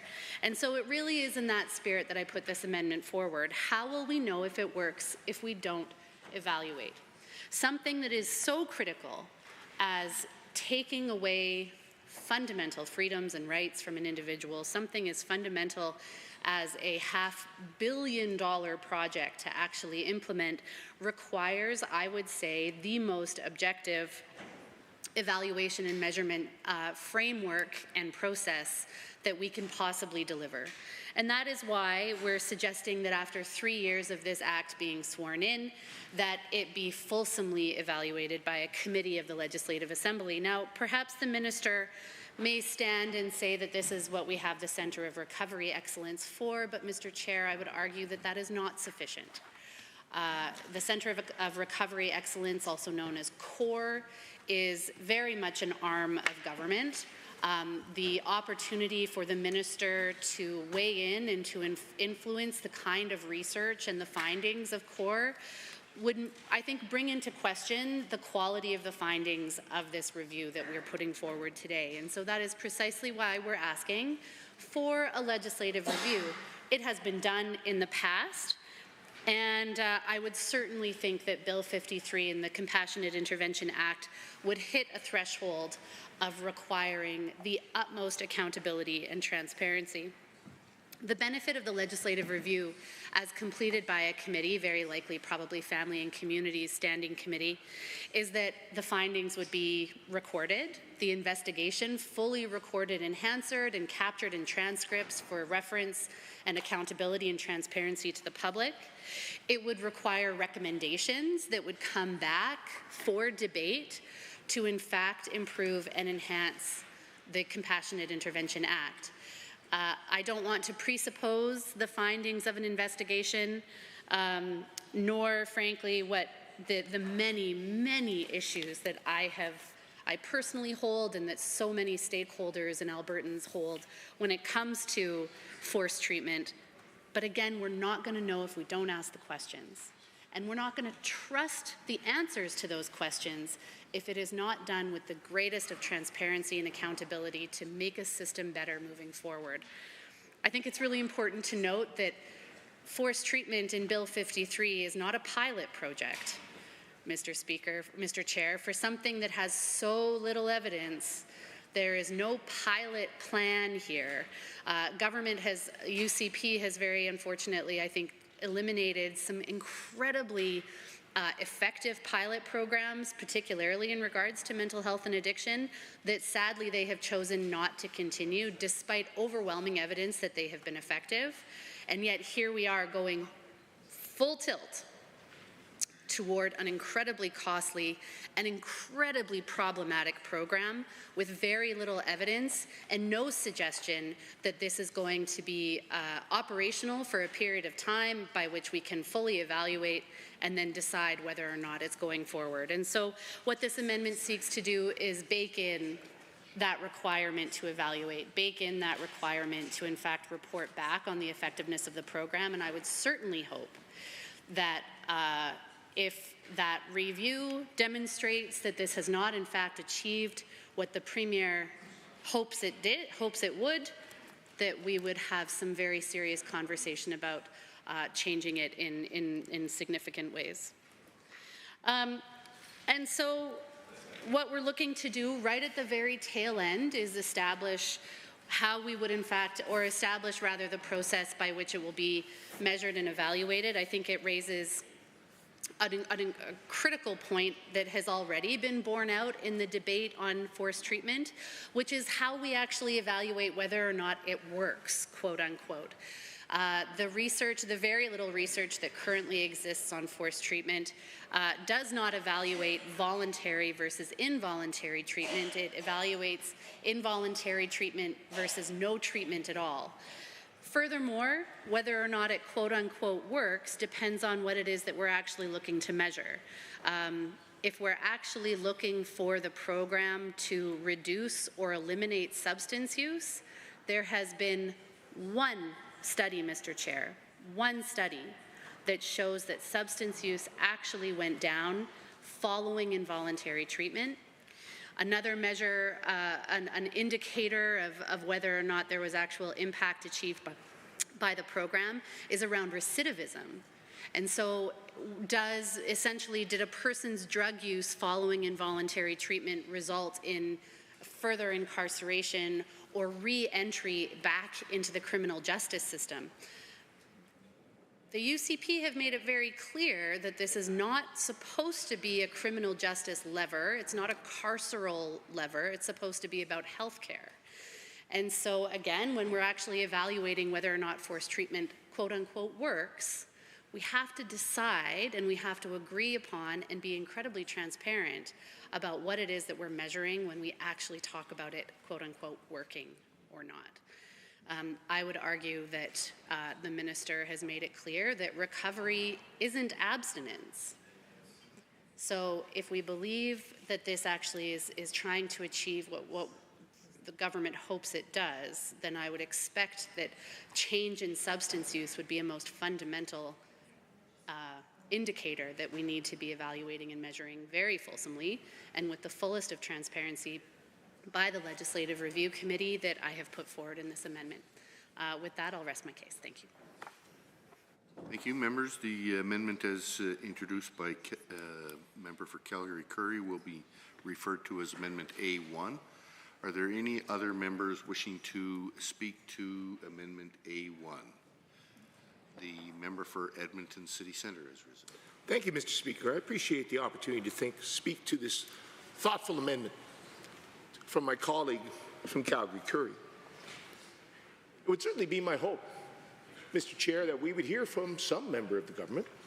It would certainly be my hope we would hear from the Minister of Mental Health and Addictions on something so serious related to a piece of legislation which will have profound impact on the lives of many Albertans. Let us be absolutely clear again about what we are speaking about here today, Mr. Chair. This is legislation, excuse me,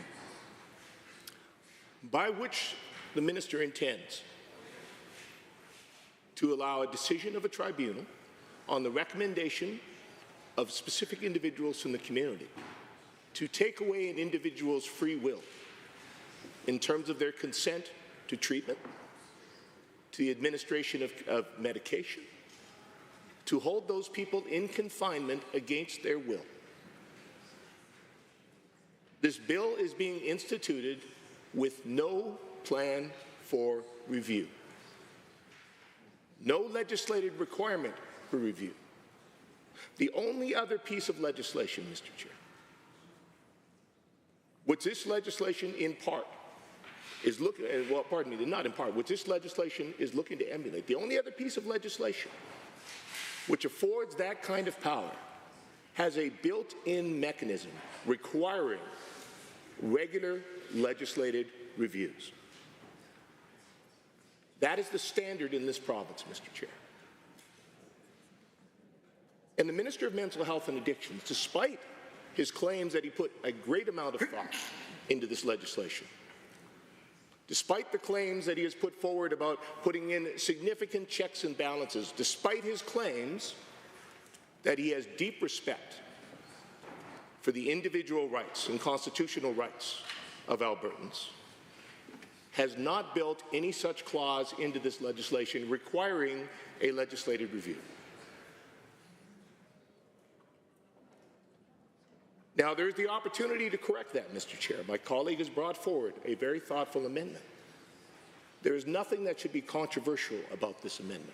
I cannot understand why any member of this House would object to what is already the process for the only existing legislation which has this level of power to abrogate the rights of any individual in the province of Alberta. As my colleague ably noted, there is no evidence for this profound change that the minister is bringing in. There's no evidence it works. The minister said there's no evidence that it does not work.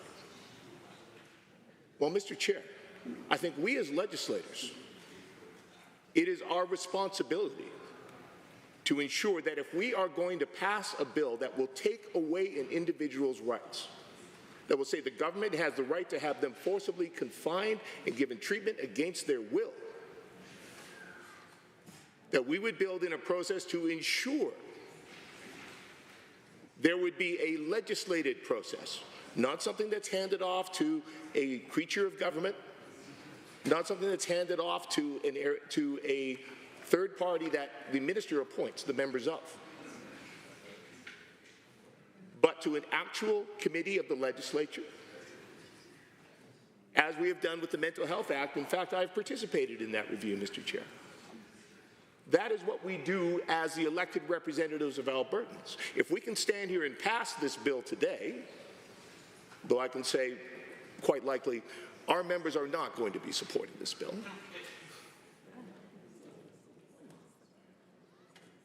but if the minister is going to stand and say he can pass this bill today with the support of members of this House, and the minister can stand and support an amendment to ensure that it is members of this House that will review this bill, that will review the evidence that comes forward with this bill. And if the minister cannot stand and do that, then I would question the minister's belief in his own legislation. This is a moment of accountability, Mr. Chair.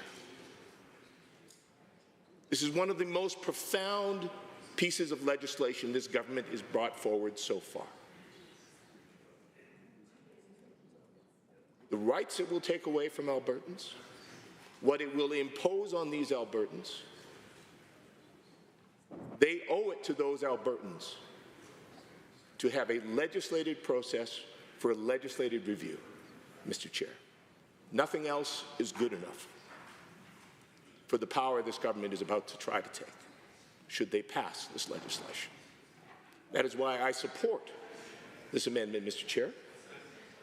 And I certainly hope that the members of government, and or at least the Minister for Mental Health and Addictions, whose legislation this is, could at least have the courage to speak to the amendment and certainly to vote for it. Thank you, Mr. Chair. Are there any other members wishing to speak to Amendment A1? Seeing none, I am prepared to call the question. On Amendment A1, as proposed by the Honourable Member for Calgary-Curry, are you agreed? Agreed. Any opposed? Please say no. That is defeated. We are back onto the main bill. Any members wishing to provide comment or question? The member for Calgary-Curry has risen. Let's try another one, shall we? I look forward to hearing some thoughts from the opposite side in terms of what I think is yet another thoughtful, substantive amendment, Mr. Speaker. Mr. Chair, before I get started here.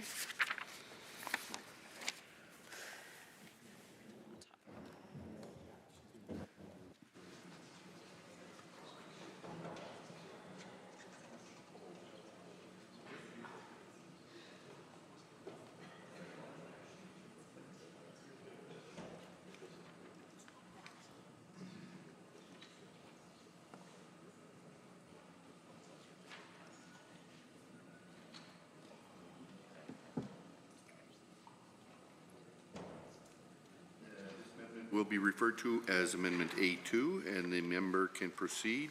Thank Read you, it into the record. Thank you, Mr. Chair. Bill 53, Compassionate Intervention Act. May the member for Calgary-Curry move that Bill 53, the Compassionate Intervention Act, be amended by striking out Section 17, subsection 1, subsection B, subsection 6. Mr. Chair, it is with great consideration that we read Bill 53 line by line, word by word, to identify ways that we could make a very concerning piece of legislation just a little bit better. I think this is ultimately the job that we all have when we come into this room every day, to speak on behalf of the good folks that we represent, whether they voted for us or otherwise, to do the important work of putting forward legislation that makes our communities better, that makes our communities safer, and that ultimately delivers on the promise that the legislation is meant to do, on the mandate that the legislation is meant to do. And so it is truly, I mean, I heard some laughter on the other side when my colleague mentioned that we would not be supporting Bill 53, but that is not for lack of trying to make the bill a little bit better. And I don't think anything about Bill 53 and forced treatment is a laughable matter. This should be dealt with the greatest of consideration, given what it proposes to do, given the power that it places in the hands of people to make decisions on behalf of others. And so this particular amendment that we've put forward is what I think, again, I think it's a good amendment, Mr. Chair, and I certainly hope that we can have some members opposite speak to it and give us some of their thoughts and consideration on what it's all about. So let me get into what it is that we're looking to improve here on Bill 53. That being that Section 17, for my friends opposite, lays out the individuals who are permitted to submit an application for apprehension. These are broadly family members, some identified healthcare professionals, and then police and peace officers who may go online, submit an application for review that will basically manifest in an apprehension order to have somebody picked up by police and peace officers, held for up to 72 hours before they are actually provided with an assessment on their substance use disorder to determine if it hits a particular threshold that they can be detained for 3 months, 6 months, 3 plus 6 months, or any iteration thereof. It is incredibly serious. We are talking about a group of folks who are potentially incredibly vulnerable, made even more vulnerable, I would add, by an apprehension that is done without the greatest of care and consideration. So the healthcare providers that are listed in Section 17, Mr. Chair, those individuals who can actually initiate an application saying this individual sitting across from me has a substance use disorder that is serious enough that I'm going to make the challenging decision to seek their apprehension under the Compassionate Intervention Act. And I would add that from what I have heard in dozens, many dozens of conversations with healthcare providers, that is never a decision that is made lightly. Community treatment orders and apprehension under the existing Mental Health Act is taken with more gravity than I can even describe. It's enacted with sometimes moral injury, with trauma, and sometimes in real violation to the professional code of ethics that individuals sign up for. It is not an easy decision to make.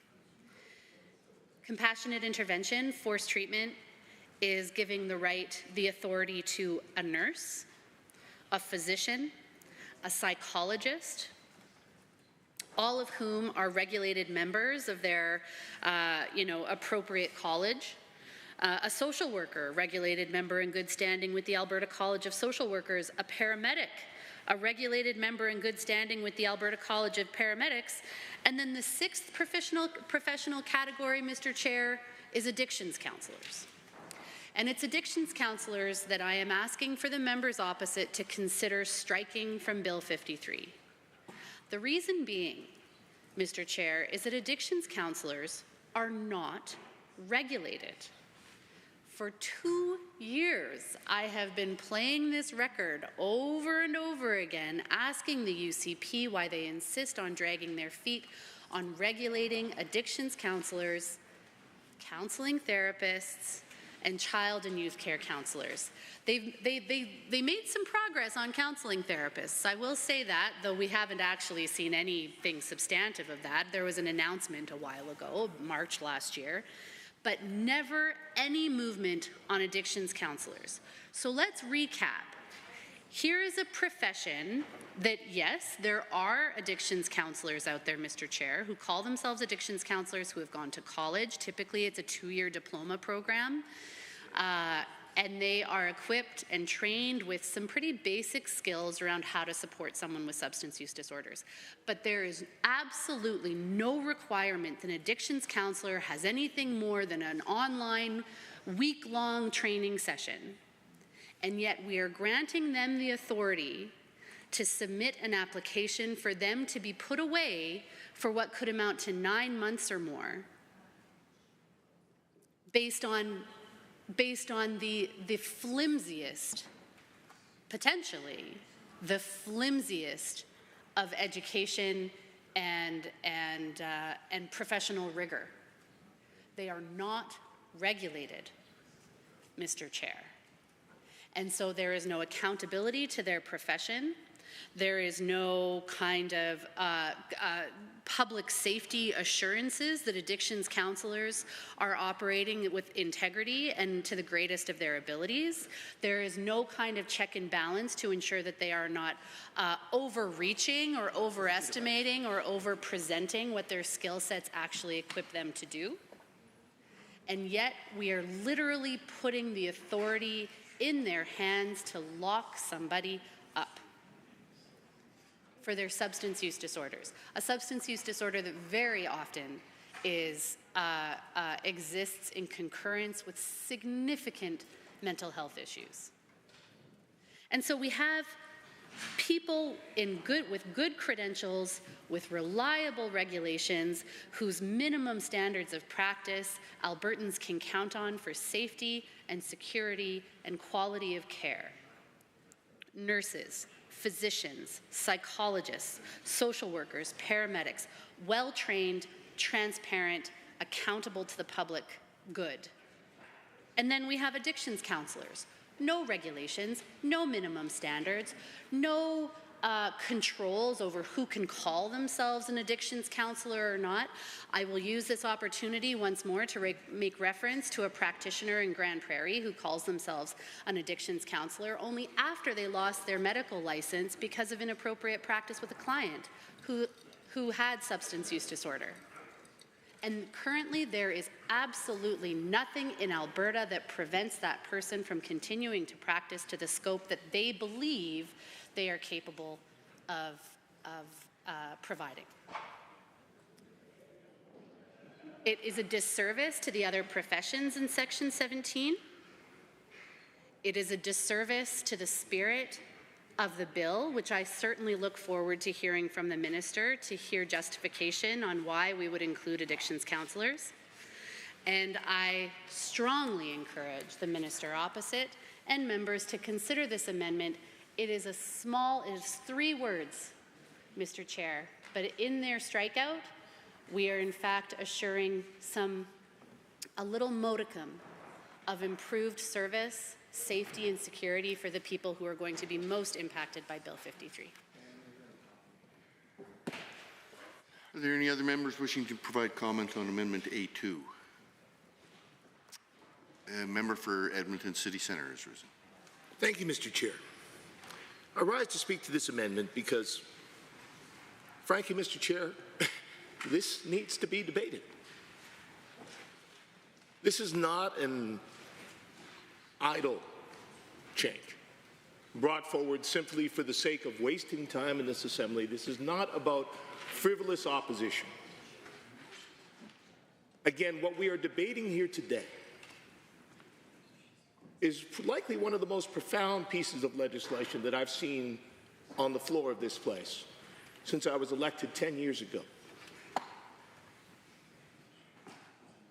But unfortunately, Mr. Chair, no member of the government, including the Minister of Mental Health and Addictions himself, whose bill this is, seems willing to speak to it, seems willing to consider any change to what they have brought forward, even a thoughtful amendment, such as this one brought forward by my colleague from Calgary-Curry. As she noted, Mr. Chair, we have a list of individuals who have the ability to start the process, to tip the first domino in a process, a system that could lead to an individual being forcibly held against their will, being administered medications and given treatment against their will,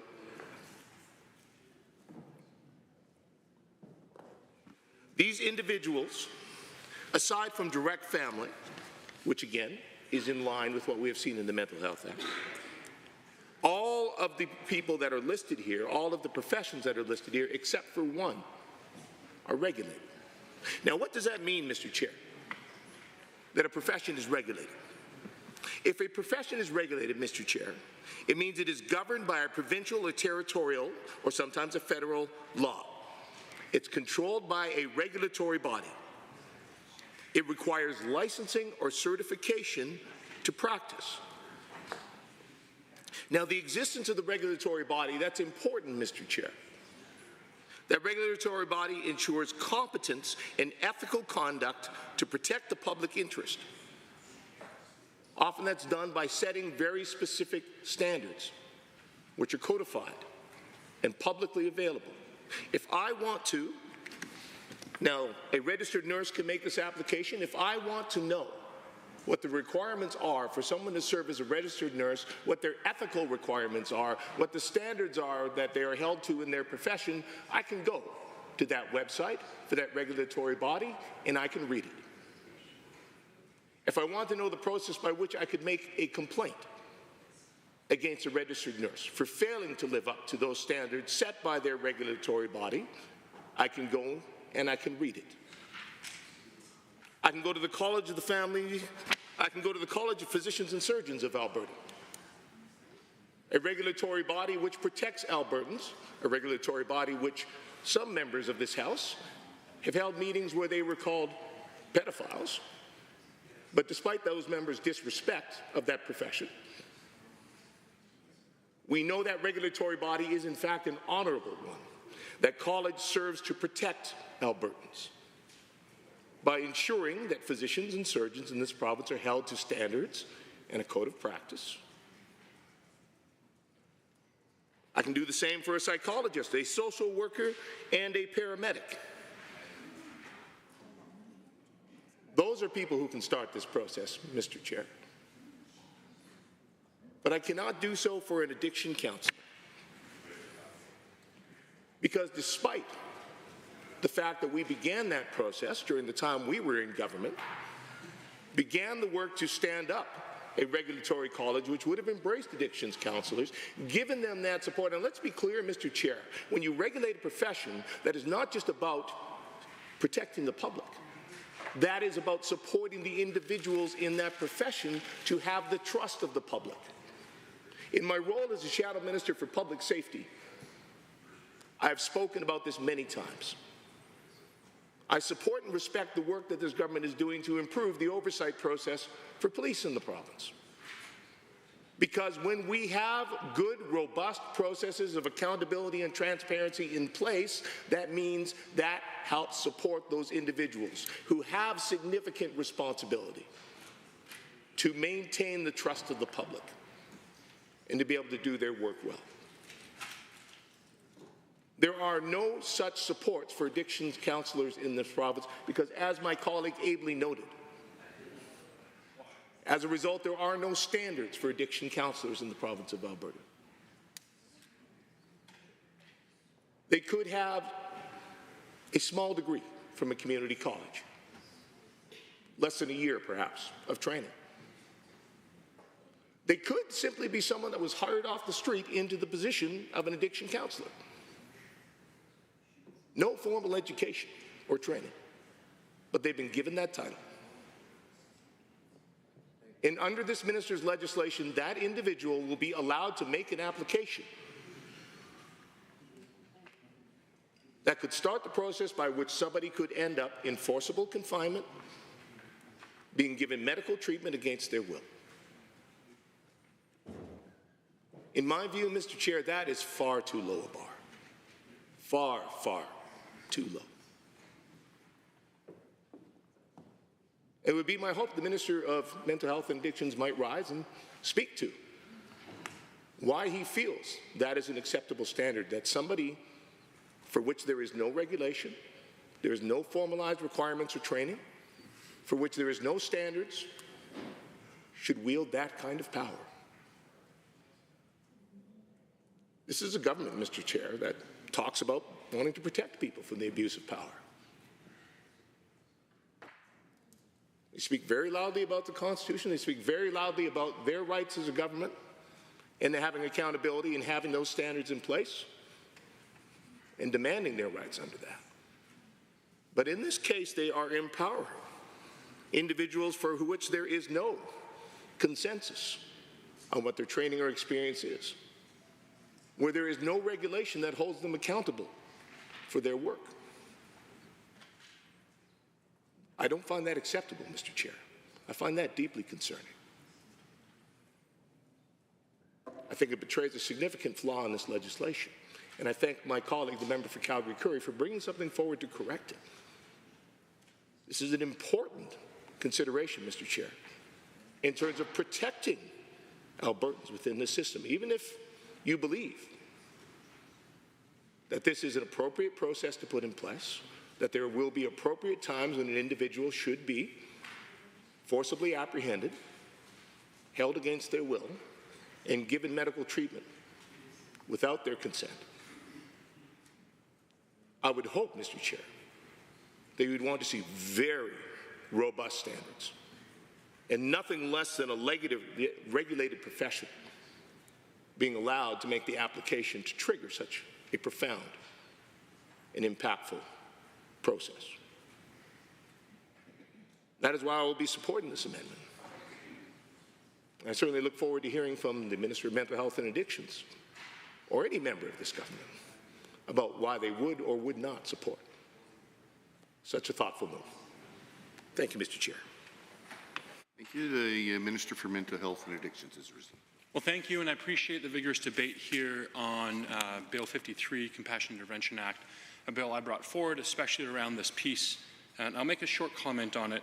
I think the members opposite would be aided by an understanding that that same section that they're looking to amend, section 17, sub 1A, has somebody who has no formal training, who's been given that title, and no requirement for particular regulation.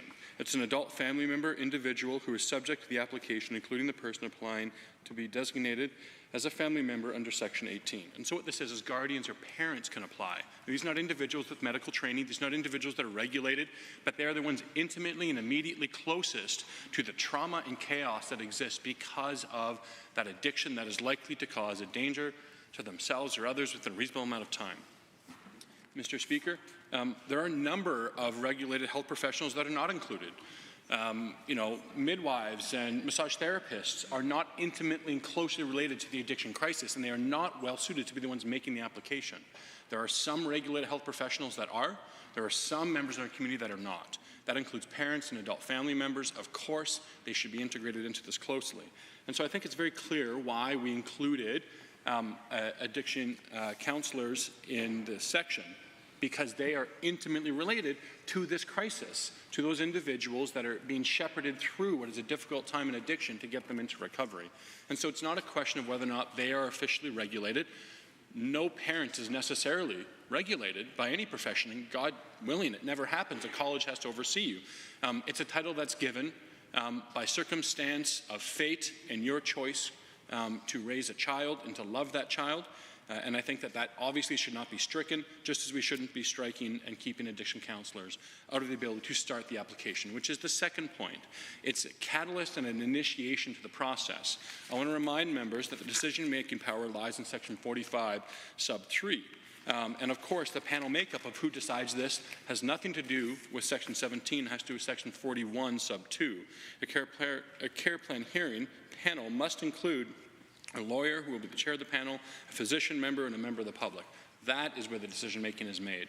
Any number of frivolous and vexatious cases could be launched by anyone, including health professionals or family members, and they will be sorted out with rigorous and robust protections for the civil liberties, of course, while also trying to address the crisis at hand in that individual's life. And with that, Mr. Speaker, I ask that we vote against this amendment. The member for Calgary-Curry is risen. Perhaps the minister had received correspondence from the registered psychiatric nurses of Alberta who wondered about maybe just an involuntary omission, just a mistaken omission about why they wouldn't be included. Mr. Chair, we're not talking about physiotherapists and midwives. We are talking about regulated professions who are intimately involved in the decisions of their patient relationships that are incredibly different from that of a family member, a spouse, a parent, a grandparent. To suggest that addictions counselors know as much or as little as the family member that has been caring for that individual since they were a babe is the same thing is outrageous. And it should be an offense to every single one of those family members who is desperate for a solution. And for the minister to suggest that the addictions counselor has the same capacity, care, consideration for the future of that individual as the family member should raise some significant concerns for every single family member who has been strung along in believing that the Compassionate Intervention Act is the only thing that will save or could have saved their child.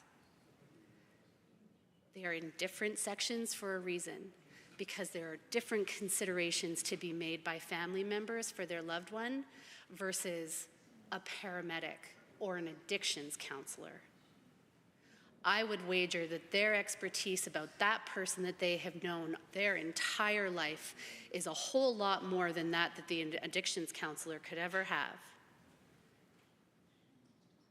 We should never diminish the input that that family member is looking to have in the well-being of their loved one. Thank you. Any other members wishing to speak to Amendment A2? Seeing none, I will call the question on Amendment A2 as proposed by the Honourable Member for Calgary-Curry. All those in agreement, please say aye. Aye. Any opposed, please say no. No. The amendment is defeated. The Minister for Mental Health and Addictions has risen. It's been an important debate, one that I know will continue, one that I can't wait to respond to the comments made by members opposite. But we will be asking this government to adjourn debate on Bill 53 and continue with other legislation. Of course, we'll be bringing back 53 for further debate. Okay, thank you. Having heard the motion as proposed by the Honourable Minister of Mental Health and Addictions, to adjourn debate on Bill 53. Are you agreed? Any opposed? That is carried.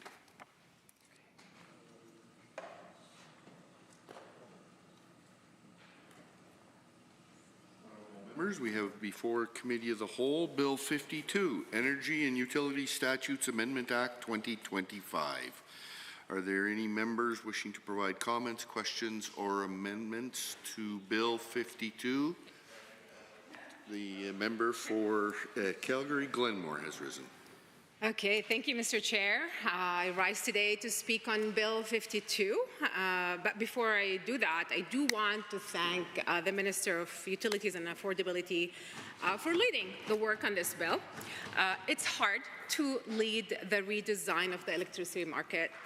There are many stakeholders and conflicting interests, so that part I do acknowledge is hard.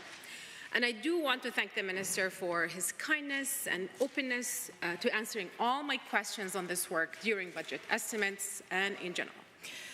So Bill 52, for starters, there are a jumble of things in this bill.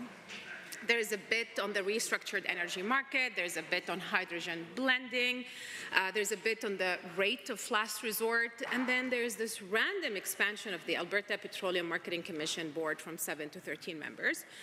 It is a random addition, but I'm very curious why the government had to add all this to an electricity bill. But let's start with the things I agree with the Minister on. I do recognize the innovation in hydrogen blending to reduce emissions. I encourage the government to ensure the proper safety protocols when introducing hydrogen into existing gas infrastructure. And while using hydrogen blending can be a cost-effective way to decarbonize, it may not be the most efficient in the long run because of the small amount of blending taking place here for safety. We're talking about 5% blending and maximum of 20%. So I do encourage the Minister to look at every tool in the toolbox to scale up emission reduction. Now, I do agree with the Minister that we need market reform. I have said this in last year's budget estimates, this year's budget estimates, and I say it again here today. We do need to modernize our grid and market to meet the future electricity demand with all types of energy, especially if we're trying to attract data centers and bring more investments to Alberta.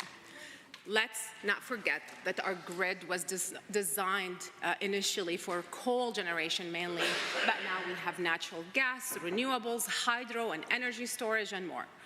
We do need a diversity of energy sources on the grid to make our grid more reliable.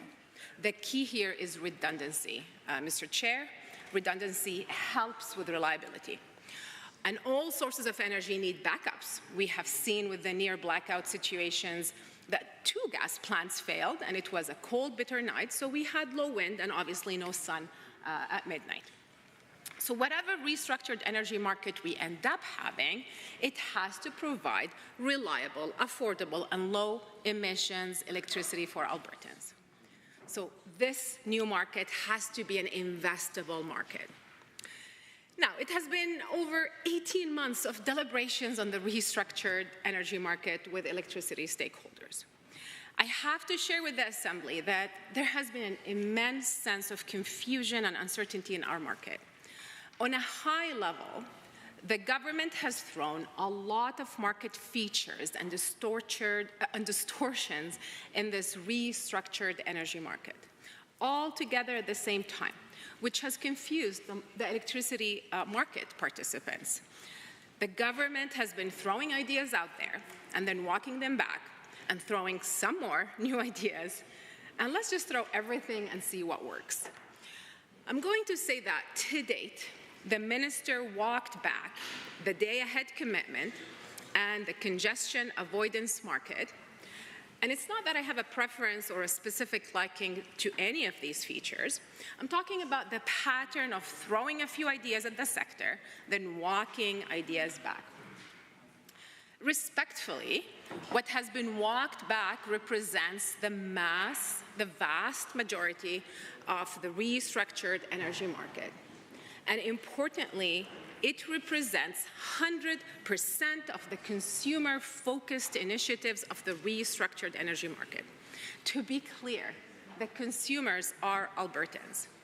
What we're left with is simply the old market design with a 300% increase of the price cap and 100% increase of the ISO's budget, and evidently from fancier offices from which to manage this gold-plated market. This seems like an excellent deal for the power companies that own the majority of the market. They get less competition, and thanks to the UCP's moratorium on renewables and the UCP's new punishing regulations on renewables, they get more market power thanks to the massive merger between generators, and now thanks to the new market's higher price cap, we will see more economic withholding. Now, since the government and the minister backtracked many of the market features they put forward, are they going to also backtrack on increasing the budget of the ISO? That's the system operator. With the market redesign, the system operator's budget has doubled. It increased from $51.6 million to $109.3 million. And we understand now from budget estimates that the ISO is saying with the new market design, it requires more experts, more staff, more software, and more resources. So how does the Minister of Affordability plan to make this market design affordable for Albertans? The REM, or the Restructured Energy Market, projected to increase costs not only for the ISO, but will also increase costs for Albertans. So now, is he going to decrease the ISO's budget since he has now backtracked a lot of the market features? Let's not forget the ISO is completing a corporate office move in Calgary downtown, and it's costing Albertans and taxpayers $9.3 million just to move chairs and desks across the street, Mr. Chair. And I just want to emphasize the ISO's expenses are ultimately recovered from consumers, that is you and I, Albertans. And Conservatives are fond of saying there is only one taxpayer. But now they're trying to wiggle out of the accountability for the ISO's wild and rising costs by claiming that it will be paid by power consumers, not taxpayers. But taxpayers are power consumers, aren't they, Mr. Chair? So what other costs are in this $9 million moving bill? I certainly hope there is no Oilers box seats in this, Mr. Chair. Now, I want to take a moment to say that this bill expands the definition of ancillary services, and it makes it more vague. And to be clear, so we're all on the same page, ancillary services refer to the functions that are beyond basic generation and transmission, essential for maintaining a stable and reliable power grid. Section 17 of Bill 52 makes the ancillary services scope a broader category, and it also places a broad mandate for the system operator to procure ancillary services. So why is this definition so broad and vague? Now, we absolutely need ancillary services for reliability. There's no question. But the government needs to define what that means so investors understand what they're working with here. Is this battery storage? Is this a contract with natural gas, nuclear? What are we talking about? Section 14 of Bill 52 allows the minister to make regulations to specify ancillary services. With all due respect, no minister should hold this power at their office. This is a technical question. This is a lot of power centralizing, and across different bills we've seen this session, like Bill 45 yesterday, which also wants the UCP ministers and the government to own oil and gas emissions data. And now, why is the ISO allowed to have a stake in generation and transmission and storage? For decades, Alberta's electricity market has been based on the concept of a fair and open competition. So why is the regulator owning a stake here?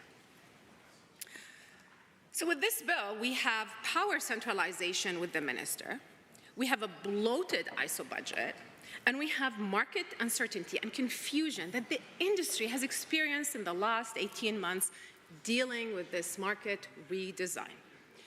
But Mr. Chair, my biggest challenge right now with this bill, and I shared this with the minister at estimates, is the removal of our checks and balances in this market design process.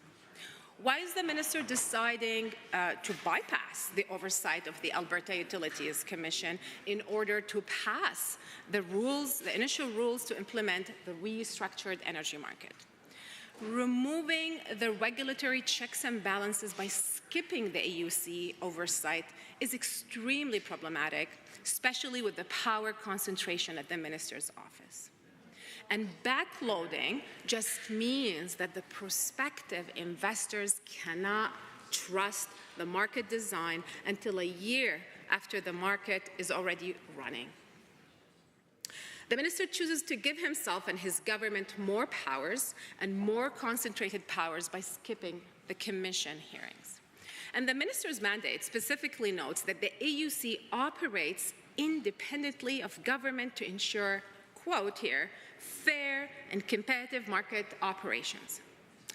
What message does bypassing the commission send to the investor community, Mr. Chair? Does the minister fully recognize that skipping the AUC process will introduce significant risks to market confidence and long-term affordability and system reliability? Can the minister confirm whether his UCP government are 100% comfortable to bypass the independent AUC regulatory review to ensure that these new rules are fair, transparent, and aligned with the long-term interests of Alberta's electricity consumers? And generally, Mr. Chair, is the minister anticipating that skipping the AUC oversight could open up the province to possible lawsuits from stakeholders, investors, and companies who might challenge the new rules, especially that the rules will not be tested and validated through the AUC oversight and public hearings?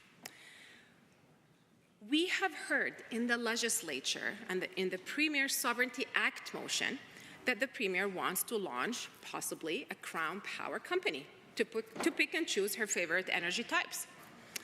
So what is the minister's backup plan if the Premier creates a Crown corporation in our energy-only market?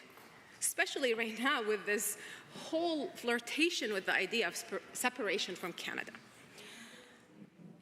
Mr. Chair, really to be clear, the system operator's job is to ensure our system is reliable. The Commission's job is to protect the broader public interest, to validate, to test this market with experts, and to ensure due process is taken and it's fair and it's in Albertans' interest. The minister chooses to consolidate the power at his office and bypasses all the checks and balances here. Now, interestingly, through the restructured energy market in Bill 52, the minister and the government will be tripling the price offer cap to $3,000, which is an interesting move because all I can think of, Mr. Chair, is the impact of this new price cap on economic withholding. So my question to the minister is, given that he's tripling the price offer cap, would he triple the stringency of the market power mitigation he put last summer? How will he protect Albertans from the exercise of market power? Mr. Chair, these rules not only impact Albertans, but investors who want to put money in our province. Is the minister aware that the ISO commissioned an expert report by E3 Consulting to present an independent assessment of the design? Does he know that the expert report, which is on the ISO's website if you're interested, expects wind and solar projects to become uneconomic under one of the minister's draft rules? So is he revisiting this important technical report to ensure that the market remains fair, competitive for all types of energy? That's the question. Mr. Chair, I would say Texas and Alberta have a lot of similarities. We're both big oil and gas producers. We both have market-based electricity grids that are free of some layers of regulation found in most other jurisdictions. And we are both electricity islands with minimal connections, that is, interties to our neighbors. These are the pipelines to export and import electricity. And yet, while Texas is rapidly expanding the renewable power options as well as battery storage, Alberta is putting up roadblocks against the same technologies, including through its own new market design. And because of the threat of US tariffs, Alberta needs to strengthen the electricity market and improve its policies to attract investments, create jobs, and create new opportunities.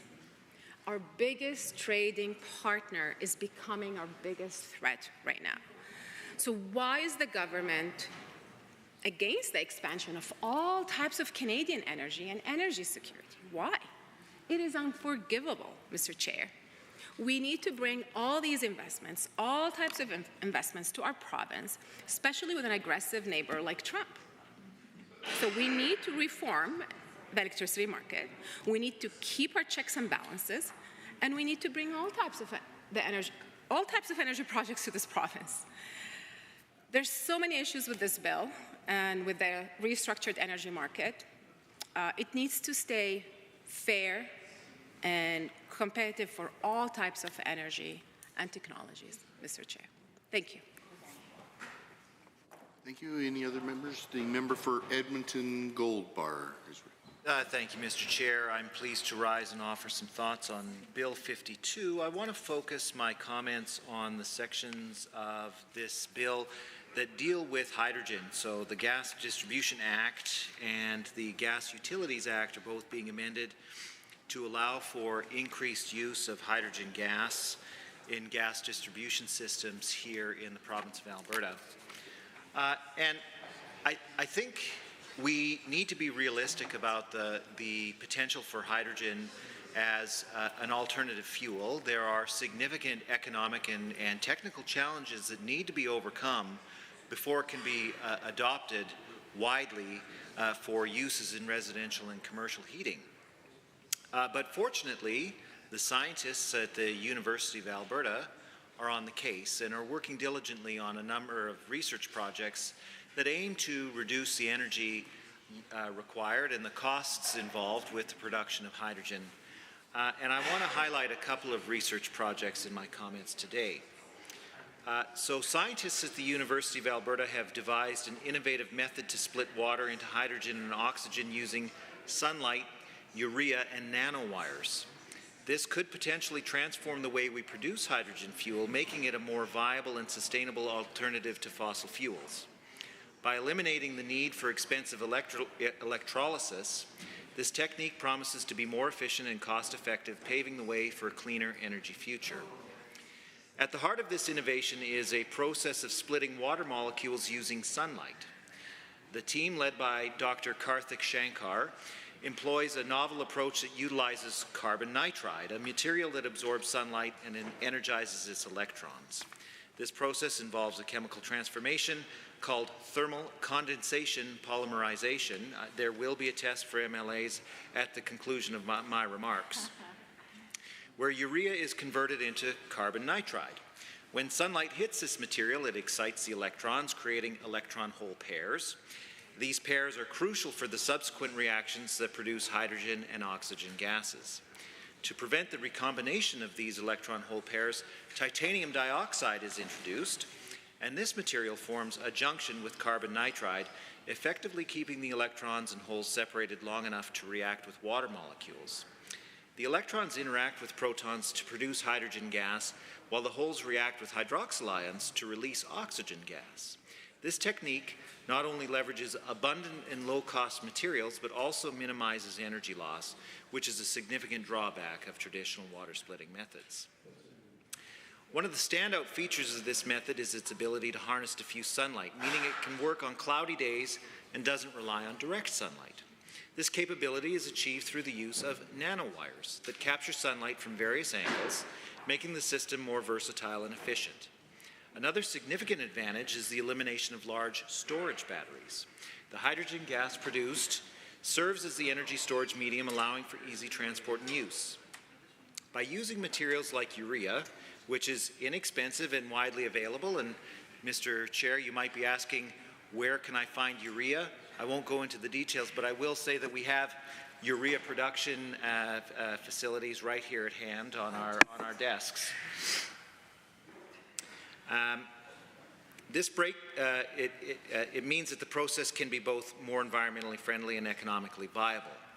This breakthrough could accelerate the transition to clean energy, reducing the reliance on fossil fuels and decreasing carbon emissions globally. This approach has tremendous potential for global energy independence, meaning that countries can harness their resources that they have at hand for clean energy production. Now, the team is busy at work exploring the use of melamine as an alternative to urea, as well as adapting the production techniques to methanol, which would broaden the technique's applicability. One of the other projects that I wanted to highlight is another team of researchers at the University of Alberta who have developed a new catalyst that could revolutionize how we generate power and purified water. Now, when placed in any type of water and provided with a small amount of power, this catalyst produces hydrogen that can be fed into a fuel cell to generate electricity along with distilled water that is safe to drink. This catalyst was discovered almost entirely by chance when Robin Hamilton was creating an electrode for an undergraduate student working on a waste biomass upcycling project. He mixed up a combination of powders and allowed them to sit overnight in water, intending to finish the cell the following day. When he returned in the morning, the mixture was bubbling, a reaction that was extremely out of the ordinary.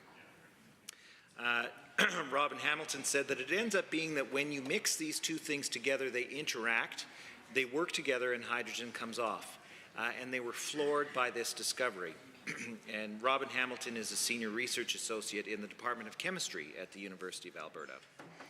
So he consulted with chemistry professors Jeff Stryker and Jonathan Vainett. Sharing the unexpected discovery and drawing on their respective expertise, the team quickly realized that they had something remarkable on their hands. The specific combination of powders could serve as a new type of catalyst. The catalyst that they've created is made with material that is non-toxic and plentiful. Unfortunately, Mr. Chair, the article that I'm reading or read about this doesn't divulge what the catalyst materials are specifically, so I guess we'll have to wait for more details to be provided. But it makes it affordable and accessible alternative to current catalysts that are on the market, which require materials that are expensive and in limited supply. What's interesting about these catalysts is they can be used with any type of water. Another factor that gives it an edge over current ways to generate hydrogen, such as conventional water electrolysis. As we know, there's a scarcity of potable water, and that's one of the biggest obstacles to achieving widespread adoption and creation of hydrogen gas. With this particular catalyst, you don't need potable water. You can take something that's dirty, that's undrinkable, and generate hydrogen and electricity in a fuel cell. You could turn, for example, oil sands tailings ponds into usable fuel while purifying the water, which sounds almost too good to be true, Mr. Chair. Another benefit of this catalyst is that it transforms what's typically an energy-intensive process into something that can be achieved with far lower temperatures and less energy input. The new catalyst-driven process also results in little oxygen, making it less volatile than current methods. When using a hydrogen fuel cell, the most common method to generate hydrogen is through water electrolysis. That process splits water into hydrogen and oxygen, separating them, and then recombines them in the fuel cell to generate electricity.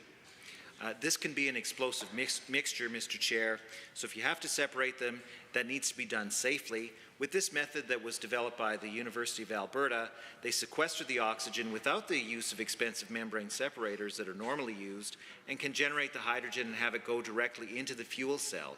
You don't have to separate it. Now, Dr. Vainett, who was involved with this project, provides this example. He says, think about having your garden hose providing you with water that can be converted basically on demand to the fuel that you want. It takes away transport, it takes away storage, it takes away negative explosive possibilities.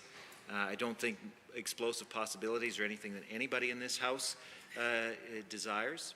So the researchers are looking to craft off-grid devices that could help remote communities or aid in disaster relief when access to natural gas and potable water is an issue. They're envisioning an all-in-one system that is relatively compact and easy to use. They kind of compare it to a soda stream system, but instead of getting a fizzy drink at the end, you end up powering your house, Mr. Chair. So those researchers have spun off a company and are seeking to commercialize it. And I think it's very interesting to highlight this research at the University of Alberta, Mr. Chair, just because We have a lot of important work that's going on in our universities that can serve to advance humanity, potentially reduce some of the economic and technical barriers that prevent widespread adoption of hydrogen fuels. And it's really a shame that this government is putting up so many barriers to the smart and hardworking people at places like the University of Alberta by cutting their operational funding, blocking federal funding for research and infrastructure. Mr. Chair, if the government is serious about promoting hydrogen as a fuel, they need to be investing in research like this.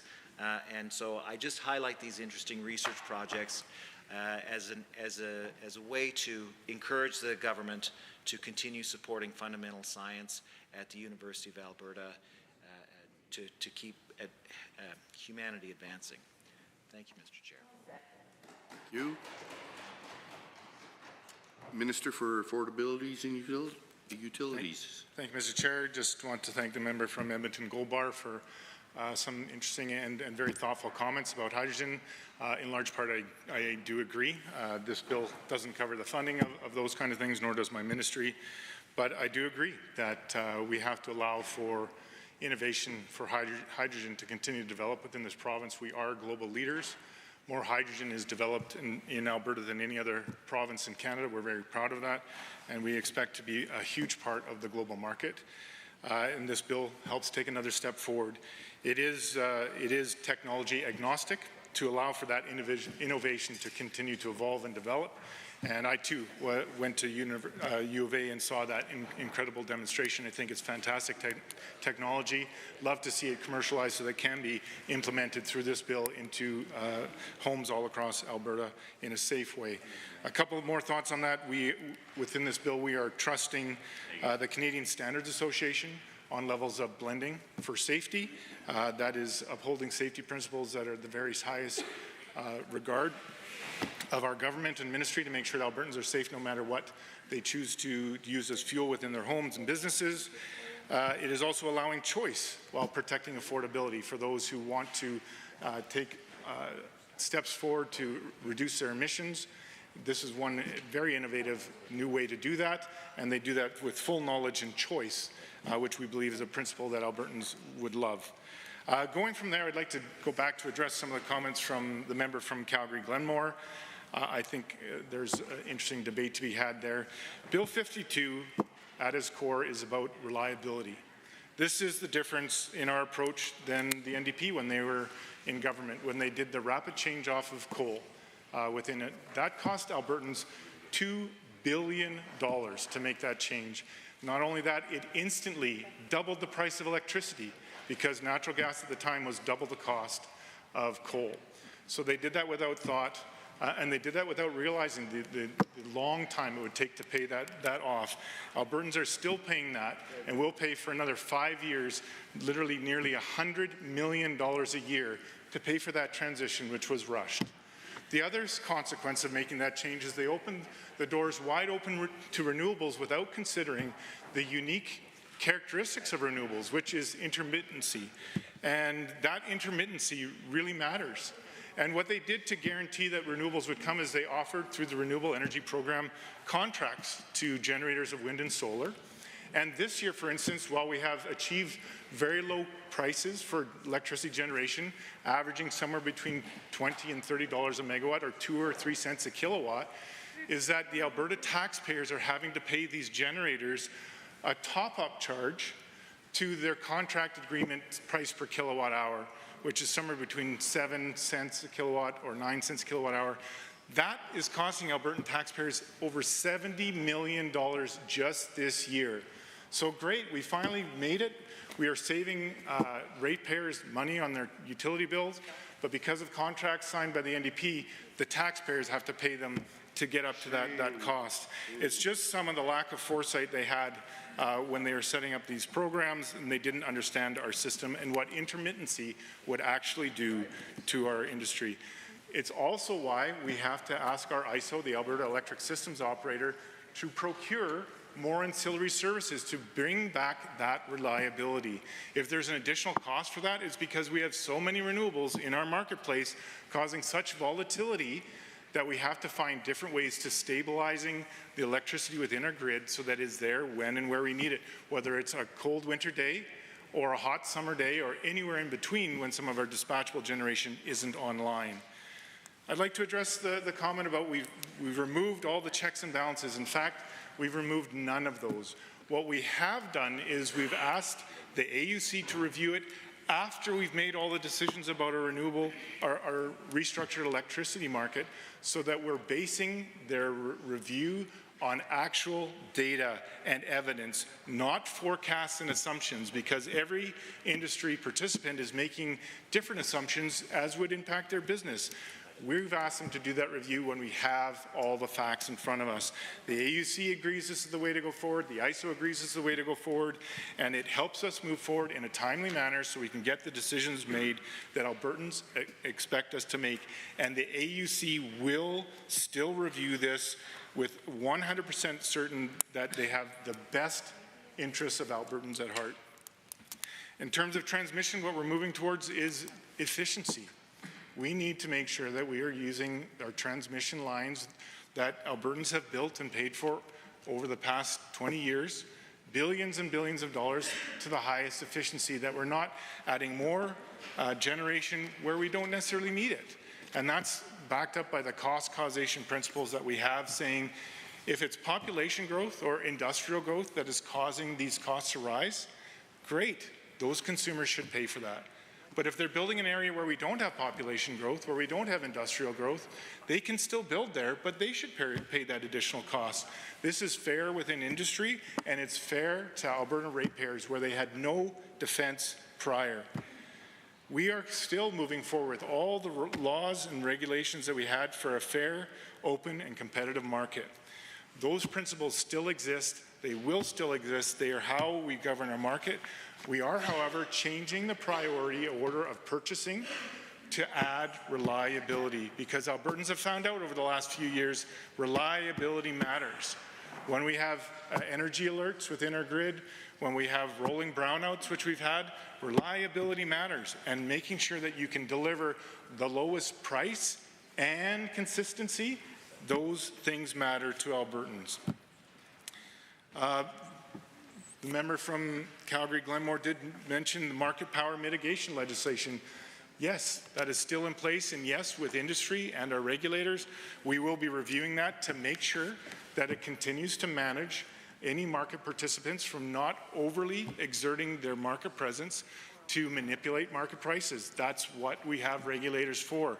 We have the Alberta Electric Systems Operator, which operates the grid in terms of reliability and the day-to-day, minute-to-minute, second-to-second flow of electricity. We have our Alberta Utilities Commission to allow for the review of projects to make sure they fit the conditions that we need, make sure environmental standards are protected. And we have the Market Surveillance Administrator, the MSA, who is the watchdog to make sure that all entities within our marketplace are doing their job and fulfilling the commitments that they've made to Albertans. All of these regulators are funded by industry and outside of government. It's not within our budget. We don't tell them how much they can renovate for. We don't set their targets. They charge fees to industry, and they grow as industry grows. There's a lot going on right now. They are required to do the work to make sure that we have reliability. The lights turn on when we hit the switch, and we have it when we need it. In terms of the costing of our marketplace, what we're allowing for is something that we didn't have in place when we reached that brownout and we sent out the emergency alert a couple winters ago, January the 13th, I think it was, or January 9th, I forget the exact date. Many Albertans will remember getting the emergency alert on their cell phones going, what is going on, when the electric systems operator asked people to turn off all unneeded, unnecessary electricity. That was partly in part because we didn't have the ability under our market cap structure to purchase electricity from other jurisdictions. California, British Columbia, Montana, they were all experiencing alerts and demand on electricity as well. They could buy up to $3,500 US, $3,500 US what they could pay for electricity. Who do you think is where they're going to sell? Are they going to sell to Alberta at $999 Canadian? Or to California, who is offering up to $3,500 US. They sold to California. That's why we were short. This isn't how it's going to be priced and bid. That's not how competition works. This does allow for those emergency circumstances for the ISO to buy it at the market price no matter what jurisdiction has it to sell. It's a safety measure to make sure that when in our coldest nights and our hottest summers, we have the market capacity to purchase the electricity that we need. And one last comment, Mr. Chair, Madam Chair, is that Alberta has nearly the same percentage of renewables in their market as Texas. Very, very similar. We are very similar.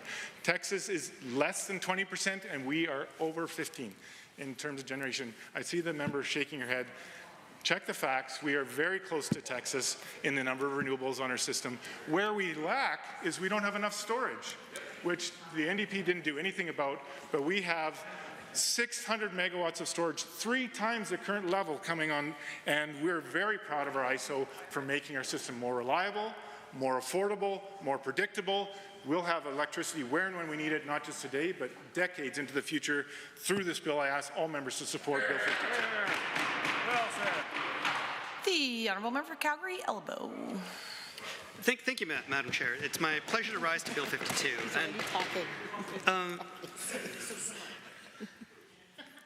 So I've devoted a few years of my career to valuing electricity assets in deregulated power markets. I remember graduating from business school. My first job was on the Gulf Coast, working for a power company that owned a variety of unregulated nuclear assets in a variety of different producing jurisdictions, from regulated jurisdictions such as Arkansas, Louisiana, and Mississippi, to unregulated jurisdictions such as New York, in the PJM interconnect, that's Pennsylvania, New Jersey, Maryland, although it encompasses the entire Midwest now from Illinois all the way to the eastern seaboard, and as well as the New England Power Pool.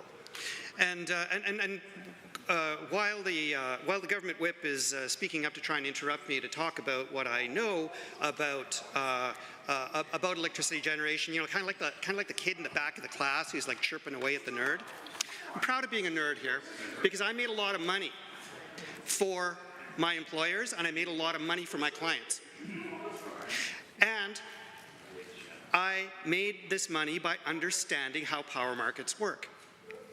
I worked on a consulting basis. I helped at my time at working at the power company in New Orleans, I helped an unregulated power sales subsidiary, plan its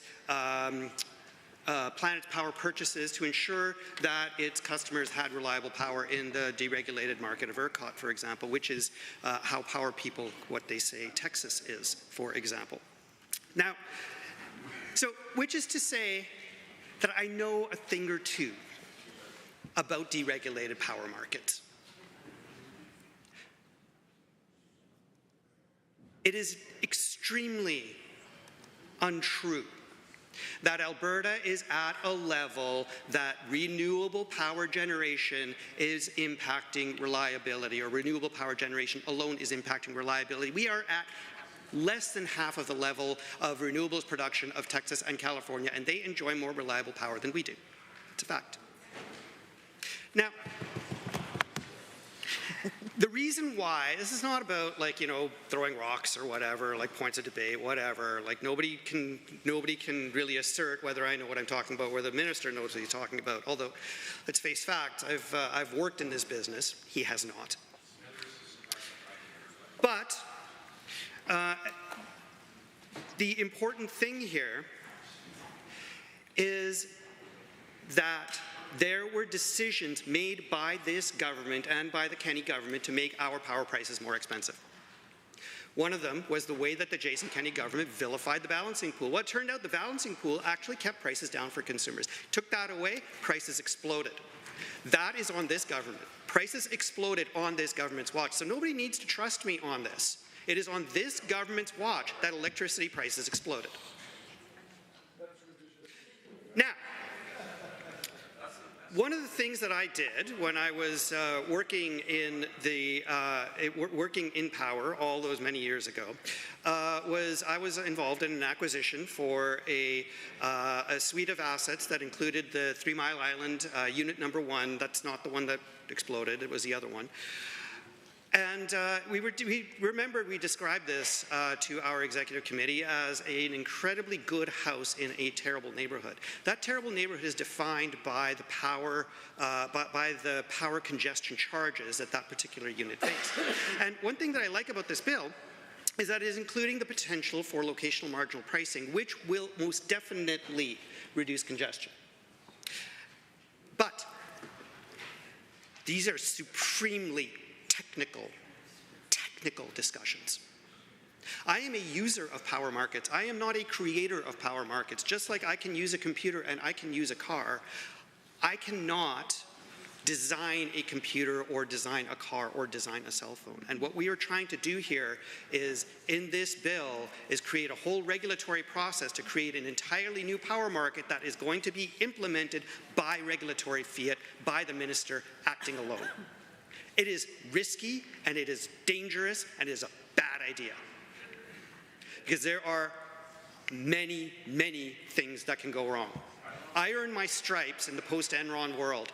I worked on a variety of different generation assets. I also, in the last 2 years before I became a politician, worked for a renewable energy analytics company that specialized in power market design and implementing those power market designs and explaining them to a wide class of investors. I know what I'm talking about here. This is dangerous. Don't do it.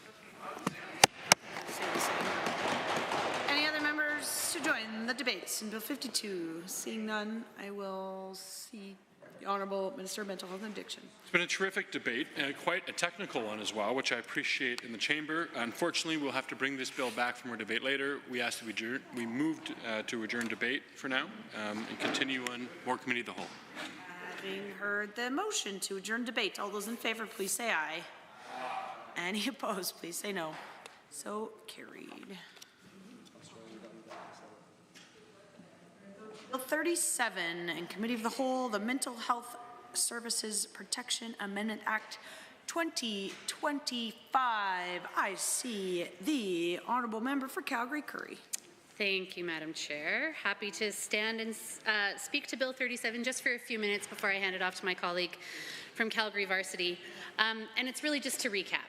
Frankly, Bill 37 is bizarrely kind of around housekeeping, which feels underwhelming, Madam Speaker, when we continue to have the kind of fatalities in this province that we do.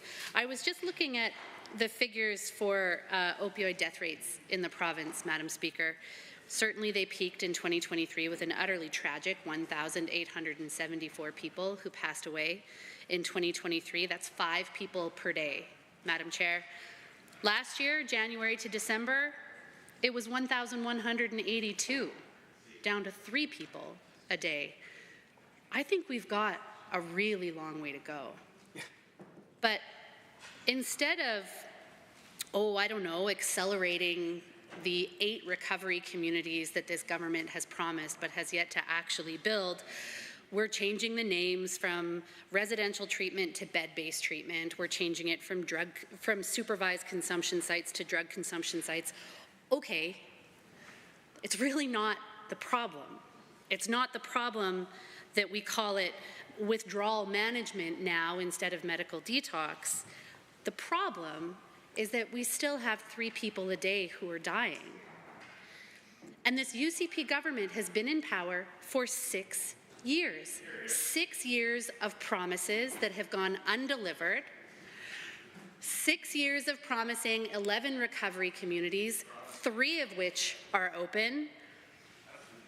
And do people feel safer, Madam Chair? We should be talking about policing, healthcare, housing, but instead we're putting Band-Aids on bullet holes with name changing. I fail to understand the urgency and the priorities that this minister has laid out in Bill 37. increasingly, I'm convinced that maybe it's because they actually have no plan at all. We learned just last week that the compassionate intervention facilities were originally going to cost $230 million each to build, and that they would be open, that they could be open by 2027. But the minister's plans that had been released back in February, or March maybe, is that the compassionate intervention facilities would cost merely $90 million each and open in 2029. Which is it? That is a huge chasm between $230 million each and $90 million each, and 2 years farther down the road. How is this honestly a process and a plan that we can trust? I don't think we can, because I don't think there's actually a plan at all, Madam Chair. Bill 37 is prioritizing all of the wrong things. It doesn't matter what the sign says above the door, it's the quality of the service that's actually happening inside. And whether we call them this or that, whether we call them withdrawal management, intensive treatment, and non-intensive treatment versus, it doesn't matter, whatever it was, is that calling it intensive versus non-intensive treatment, is that actually going to be saving lives? Is it actually going to be replacing the $20 million that the minister has cut from prevention and early intervention services? I would argue it doesn't. Those are the priorities that Albertans would expect after 6 years of hearing the minister pontificate about recovery-oriented services of care and the Alberta recovery model. We are still losing 3 people a day. Many people do not feel safer, and the need for permanent supportive housing is greater than ever. Bill 37 does nothing to address any of those things. The honourable member for Calgary Varsity. Thank you very much. I am pleased to speak to Bill 37, the Mental Health Services Protection Amendment Act. I thank my colleague from Calgary Curry for speaking to this bill again and giving us a lot of background information on what's in it. But I have a number of questions that I think are really important for Albertans. The first one is that with this bill, the minister will have the power to exempt facilities from specific requirements if it is deemed by him or them that it is in the public interest. So what are the risks to Albertans if the minister chooses to waive all of the minimum licensing requirements on all of these facilities? We've already seen major issues with the lack of regulation of addiction counselors. Anyone can be called an addiction counselor if they're hired into a position that names them an addiction counselor. Not only does this take away from the integrity of people that are trained in that category, but without regulation, we have no way of ascertaining that there's really any expertise. We don't know whether people that come into those positions even know about the basics of confidentiality that are core to all kinds of healthcare services. Anyone can be brought into that. So what happens when we start waiving the regulations around minimum standards for these facilities? Those are minimum standards. These are standards that are there so that people can expect to be safe. In the midst of the current corrupt care scandal, where we're seeing massive amounts of money being paid to chartered surgical facilities to do work that can be done at less than half the price in our public hospitals, is this a way to shovel money off to people that want to set up addictions facilities and provide services? Because we see in this bill that what a service is pretty loose. A prescribed treatment will be defined in the regulations. So we don't know what that could be. That could be anything. That could be helping the person look in a crystal ball. Who knows what a prescribed treatment is going to be? In this bill, a service provider is redefined as any person who offers or provides one of these prescribed mental health services, excluding individuals when working as employees. So the employee could be the therapist, the mental health therapist, and the service provider is the company or the industry. Without standards, without using evidence around what is being provided and going with treatments that are known to be beneficial to people, we are not only potentially harming all kinds of people, taking them down a pathway that is at best experimental and at worst potentially negligent and just terrible what we could be doing to Albertans with very serious diseases, lethal diseases. Addictions are lethal.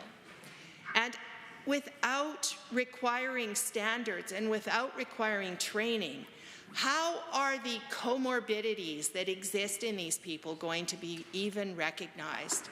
Mental health problems are frequent amongst people that have addictions problems, but they don't have labels on them.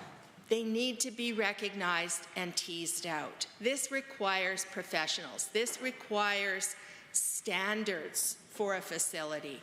This requires using evidence-based models of determining what a diagnosis is. This requires therapists that know how to manage patients rather than potentially just being hired and trained on the job to provide perhaps babysitting services while people stay in there for a period of time. What is this going to do to our workforce? We have professionals. Are people going to want to work in Alberta in this milieu and provide care? It's going to have a very bad reputation when the standards are removed. We've already seen that we cannot hire a chief medical officer of health in this province because nobody that is properly trained in that area wants to work here under this government because they are not permitted to do the things that are needed to provide leadership for public health, and we're very likely to see the same problems if we go to this act.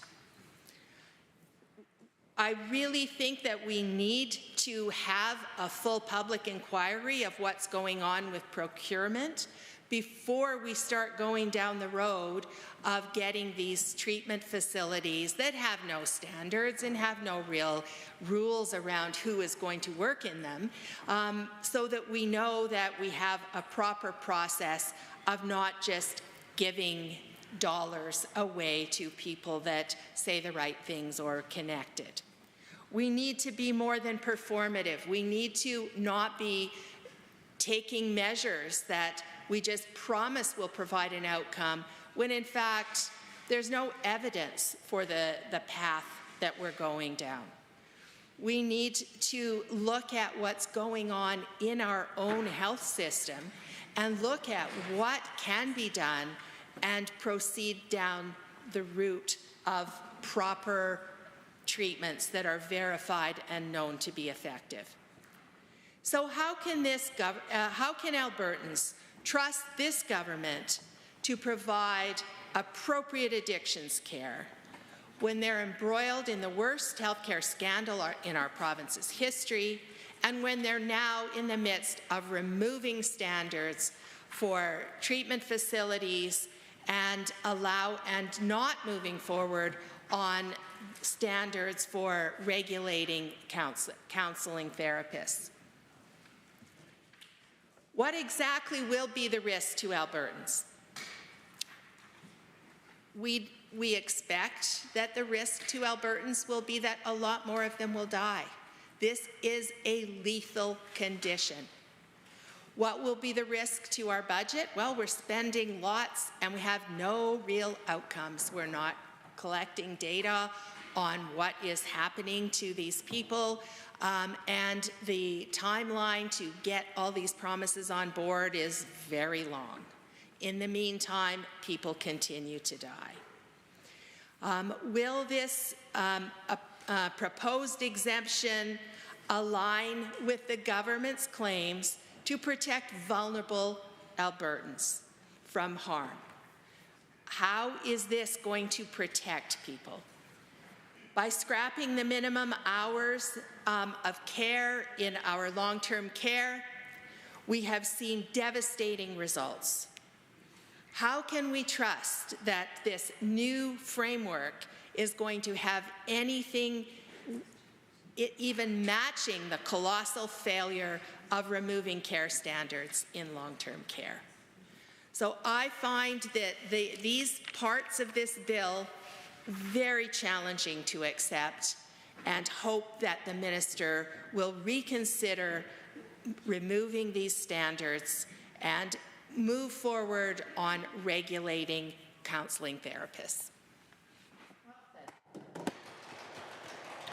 Any other members to join the debate? Bill 37, seeing none, I will call the question on Bill 37, the Mental Health Statutes Protection Amendment Act 2025. On the clauses of the bill, are you agreed? Agreed. Any opposed? No. Carried. On title and preamble, are you agreed? Agreed. Any opposed? Carried. Shall the bill be reported? Are you agreed? Agreed. Any opposed? That is carried.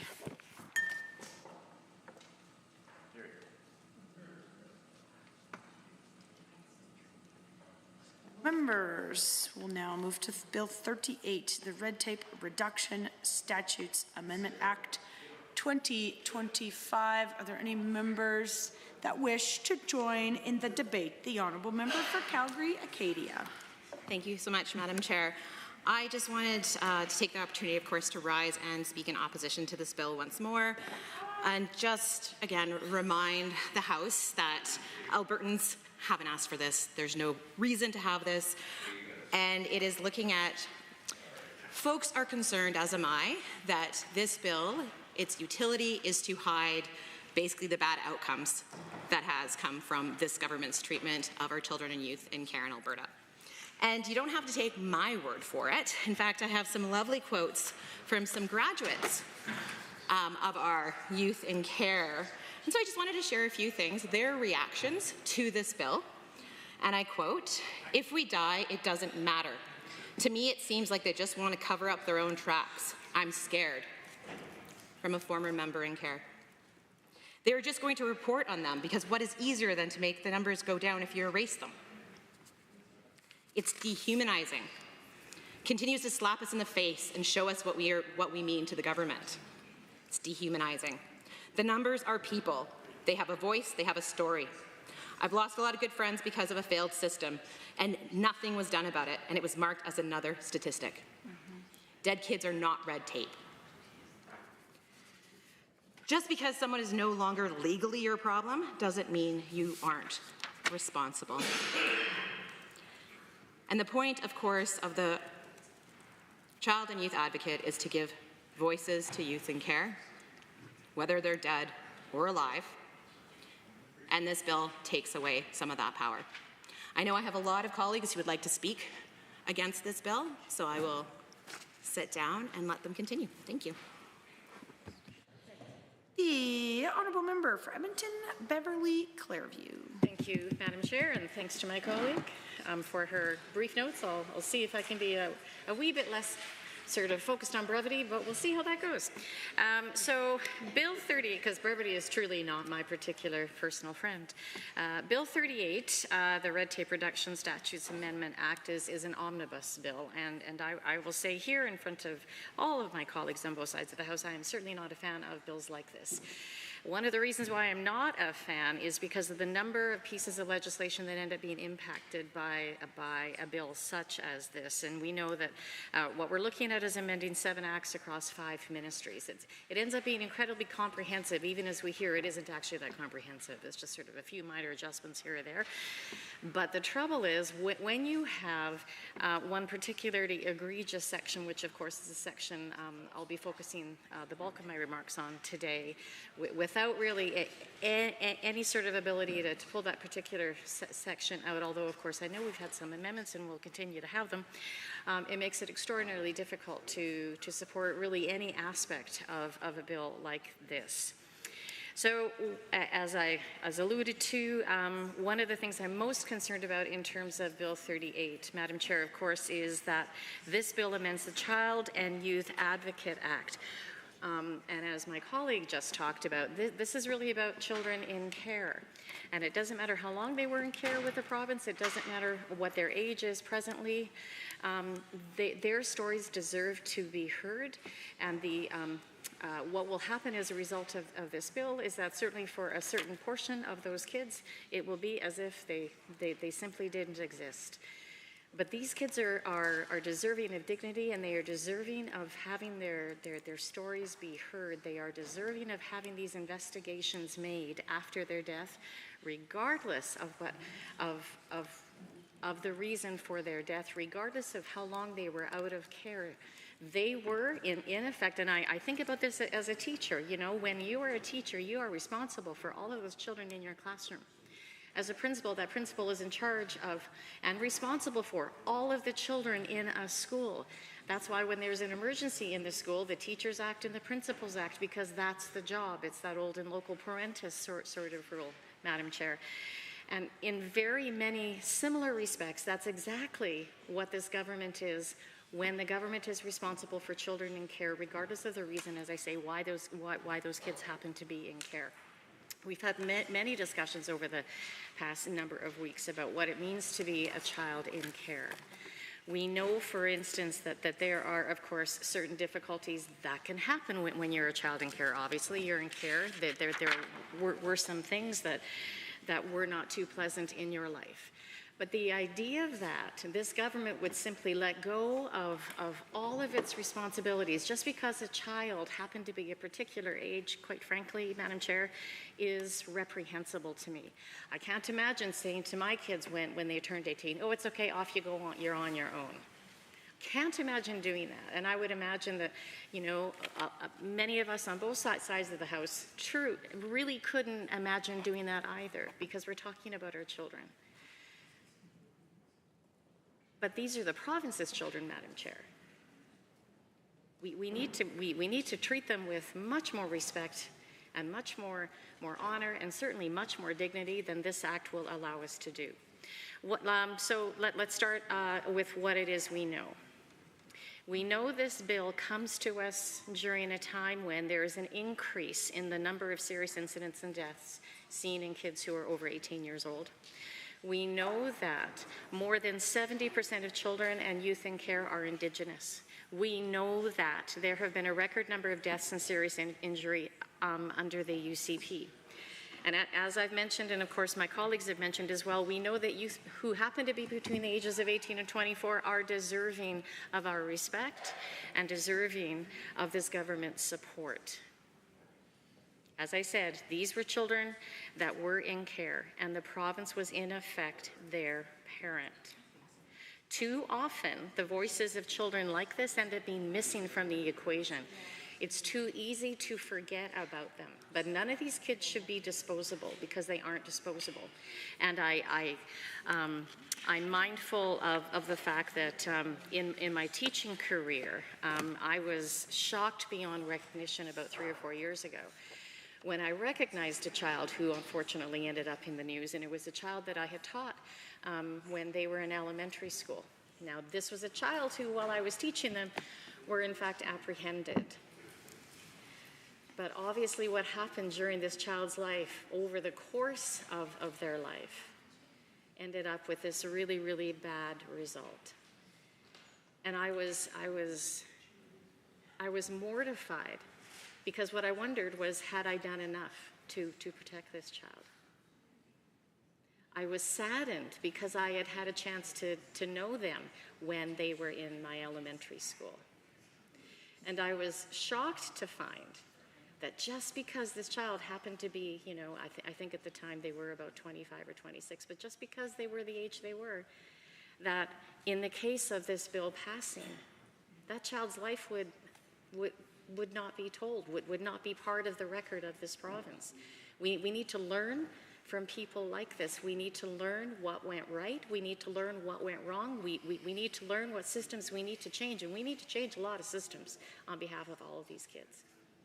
Right now, there's more going wrong than there is going right. We've had many discussions with many bills, from Bill 53 to Bill 37, and we've pointed out again and again and again the nature of all the risks that are involved when the government is making decisions on behalf of the most vulnerable. And certainly with Bill 38, in our view, these decisions should not be part of this bill, because as we have heard as well, these kids are not red tape. These are kids, they could be anybody's kids. They could be my kids, they could be your kids, they could be relatives, they could be friends.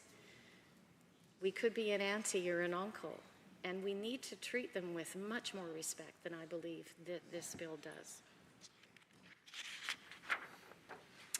We know as well that the Child and Youth Advocate has previously called upon the UCP to provide better and increased supports for all of those kids who are transitioning. So all of those kids between the ages of 18 and 24 to adulthood, and this is the direct opposite of that. Without appropriate tracking of these incredibly vulnerable young people, and again, as I've already said, regardless of the amount of time they may have spent in care, and regardless of the situation they may have found themselves in, we are doing a disservice to them. And as my colleague from Calgary Acadia said a couple of weeks ago, these outcomes have to be measured in order for us to even remotely evaluate if we're doing the right things for these children and youth. And you cannot measure outcomes unless those outcomes are available to you. And one of the things that the reports and the investigations that the Child Youth Advocate gives us is data, both quantifiable as well as qualitative, Madam Chair. We find out much about these kids and about the context of their lives. And the context of their lives sit beside statistics. We need to look at both. These children should not be ignored. As I said, in these circumstances, the province is taking over the role of parent, and that's the point, because parents, of course, provide structure and guidance. And we know as well that we are not the only people saying this. There was an advocate from the National Council on Youth in Care, and that person stated that parents don't disown their children at the age of majority and push them out the door, particularly as we also understand that they'll be faced with additional barriers they face simply because they've been in care. And certainly, when I consider the focus that question period had today, we also know that children with disabilities sometimes end up in the province's care too. And if somehow something was lacking or the support given wasn't quite what was needed, or the child or young adult traveled a much more difficult and challenging road only to have their life end, then the only thing that's left is the story of that child's life. Not just as a lesson, so that we, and quite frankly, those of us here who have a certain amount of power to legislate things and make those things better, but when it's possible to tell that story, if the sort of some context of that child's life during their life was lacking respect, was lacking dignity, the very least we can give them is that respect and that dignity in their death. The Child Youth Advocate in the Beyond Barriers report provides a place for disabled children and youth's voices, and I'd like to read some of what some of them had to say. We need help to become independent. We don't have any parents, so we don't know how to do things. I needed more life skills, someone to help me get a job and manage my money better. I still haven't learned that stuff properly. Just because I have a disability doesn't mean I also don't need support with regular, everyday stuff. One young person shared with the Advocate's Office that they'd lived in multiple placements, sometimes youth shelters, but they had a developmental disability and wished they'd received more help when younger. And that their experience was that, of course, that help was harder to find as they got older and simply ended once they became an adult. And in that person's words, there was no transition to adult services. Once I was an adult, the help stopped and I was treated differently. And it's hard to explain it. It's kind of like they gave up on me completely. I can't even go to the youth shelter anymore, and I am not safe in an adult shelter. I need to figure out a place to live. Far too often we do these children a disservice while they live, and as I've said many times in the last 5-ish minutes, the least we can do is to not continue that disservice in the event of their death. APTN News, a long time ago, 4 whole years ago, did a feature on the National Council of Youth and Care Advocates. And those advocates talked about the fact that kids in government care should get the very same level of opportunities and supports that their peers get from family, community, and friends. And that group was comprised of provincial and territorial advocates with lived experience. So that means children who were previously or were at that time in care. They had lived experience in the child protection system. They came together in youth and care networks and also with key allies. And the National Council came out with a statement that said that they believed all youth in care deserve ongoing and unconditional love, support, and encouragement, just as their peers who were not in the child protection system receive from their parents, friends, and communities throughout their entire lives. And they went a little further and they talked about their mission. Their mission was and still is to seek to improve the life outcomes of young people in the child protection systems across the country by ensuring they are not forced to transition to adulthood before they are ready and before they have securely achieved financial stability and employment, before they've accessed housing, before they've had long-term access to health and wellness services, and beyond that, connections to their culture and have supportive people and community around them who can be there for them. And quite frankly, that supportive people and community also includes the province if they happen to have been a child in care. 4 years ago, youth advocates in BC presented the standards and recommended to provincial governments and the federal government to uphold and follow them. And in fact, they listed 8 standards that government should be using when they were discussing kids like these. There's financial standards, educational and professional development, housing. For housing, they say every young person should have a place they can call home without strict rules and conditions to abide by. They talk about culture and spirituality, health and well-being, advocacy and rights. Every young person should have their rights respected and should experience environments where their voices are heard and their silence is addressed holistically. Madam Chair, if we go forward with this bill, these children will lose that opportunity to have their voices heard, to have their lives kind of set down in a meaningful context. And I think that would be a real loss. It's not just a disservice, it's a dishonoring of these kids who far too often have really difficult things happen to them, and we owe it to them to not simply sort of toss them aside in an omnibus bill. The Honourable Member for Edmonton South. Thank you, Madam Chair, and I rise to speak to Bill 38, Red Tape Reduction Statutes Amendment Act 2025. So Bill 38 is a bill that would amend 7 pieces of legislation across 5 ministries. And I must say the most alarming of these changes proposed amendments to the Child and Youth Advocate Act. And as a parent, my heart goes out to these young people who will fall through the cracks because of this UCP government's negligence and reckless policies. A January 27th government report shows there were about 8,800 children receiving intervention services in this province, and nearly 7,500 of them were in government care as of December. 76% of the children in the government's custody were Indigenous. And if passed, Bill 38 would stop reporting youth deaths who are 20 years and older. And this while we've seen a record number of deaths and serious injuries under this UCP government.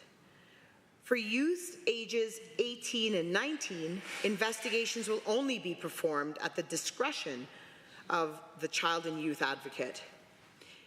And I want to be very clear, Madam Chair. Dead youth are not and should never be considered red tape. It's the government's responsibility to be as transparent and accountable in identifying and reporting and investigating what youth in government care are experiencing. It's confusing as to why the UCP sees this as a necessary change to the Child and Youth Advocate Act when the advocate herself says she opposes this government's move to stop her office from investigating the deaths of vulnerable young children aged 20 and young adults aged 20 and older. She stated, quote, "Because we are the only body that's reviewing these deaths, we're not going to hear about them. There might be a spike in young people who are dying at the age of 23 from opioids, who had previously been involved with child intervention, and we're not going to know that," end quote. This is horrendous, Madam Chair. Can the members opposite really sit in this chamber and suggest that doing the critical work of reporting and the transparency of deaths is merely red tape? Bill 38 will result in the Advocate's Office no longer receiving notifications from the government or medical examiner about the deaths of young people 20 and older.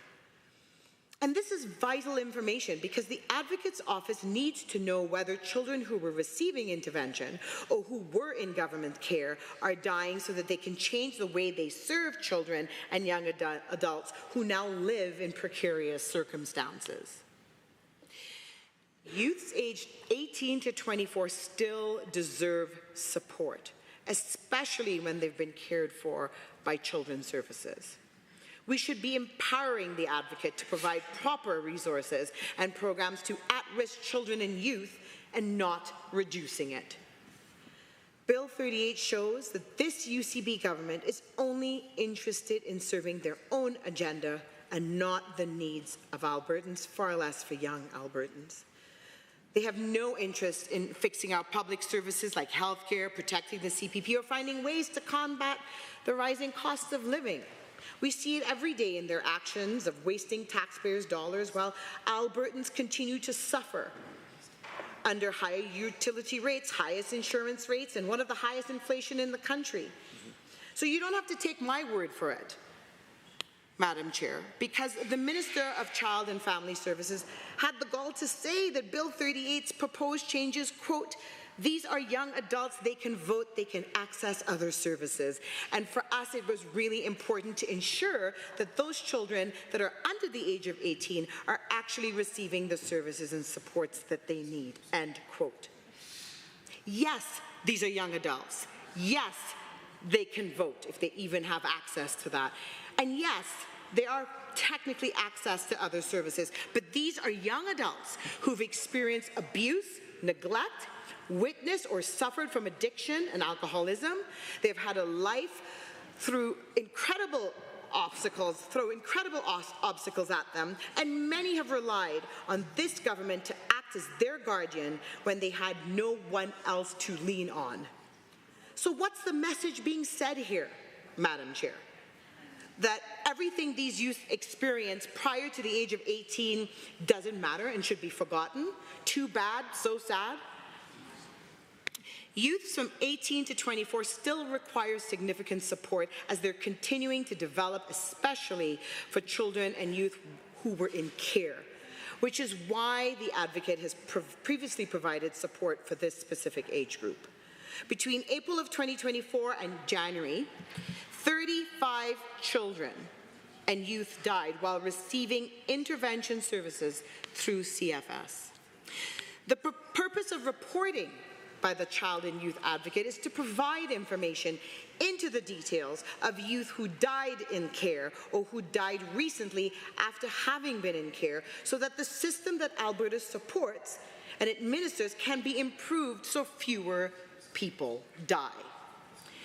Bill 38 will also change requirements for reporting so that they're done less often, making it a once a year instead of twice. The Minister of Child and Family Services has said that these changes will help streamline reporting requirements, leading to a more efficient recommendation process so the government can make systemic improvements faster. But how does less frequent reporting achieve this, Madam Chair? If the UCP was paying attention, they would remember that the advocate had previously called on this UCP government to provide better and increased supports for youth transitioning to adulthood. And Bill 38 does the opposite. All Bill 38 will do is allow the government to bury and ignore poor outcomes and areas where they are failing. Because these are serious injuries and deaths we're talking about. The government has suggested that Bill 38 is necessary so that the Office of the Advocate can be hyper-focused on children under the age of 18. But the Advocate has explicitly said they don't need to refocus. So I'd like to ask, did the minister even sit down with the Advocate before putting forward Bill 38? Or is this just another example of the UCP's track record of reckless incompetence? Between April 1st of 2023 and March 31st of 24, the office conducted 48 individual reviews of youth, 1 who was seriously injured and 47 who died. A reoccurring theme in the report shows that 26 of the 48 youths had mental health or substance use-related concerns. Young people said they found it challenging to access services due to long wait lists and not having supports available in their community. So when the minister says he wants to ensure children are more resilient before they reach adulthood, how does he think this will be accomplished without ample supports in place? Of course, we want children in care to grow up and develop skills, get good-paying jobs, continue to contribute to our economy, have a family, and be stand-up citizens in our society. But we can't ignore the fact that these kids are coming from truly heartbreaking environments at times.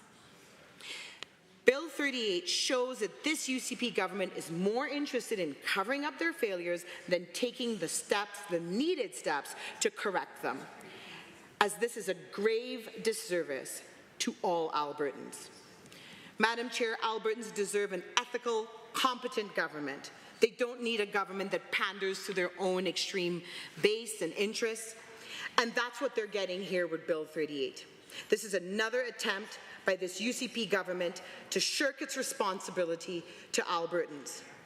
This government does not know and understand the needs of Albertans. This government does not care, based on this bill, on the youth in this province and the future adults in this province, and I will not be supporting Bill 38. Thank you. The Honourable Member for Calgary Edgemont. Thank you, Madam Speaker. I rise today to as well speak against Bill 38, like my colleagues before me. And I'm going to be looking at this bill kind of at the deeply gendered impacts that haven't been acknowledged in this legislation that has been written. In particular, I want to address the proposed changes to the Child and Youth Advocate Act, the Residential Tenancies Act, and the Post-Secondary Learning Act. These are not administrative tweaks. They are decisions that will affect real people, and disproportionately, they will affect women. When we talk about ending mandatory reviews of deaths and serious injuries for young people who aged out of care, we need to talk about those who we are erasing. Young women aging out of care between the ages of 18 and 24 are already more likely to face steep barriers. According to the Office of the Child and Youth Advocate, 2002 Calling for Change report, nearly 1/3 of young women who age out of care are already parenting. For young men, that number is closer to 1 in 10. These are young mothers, often without support networks, trying to parent while navigating poverty, housing insecurity, and mental health needs.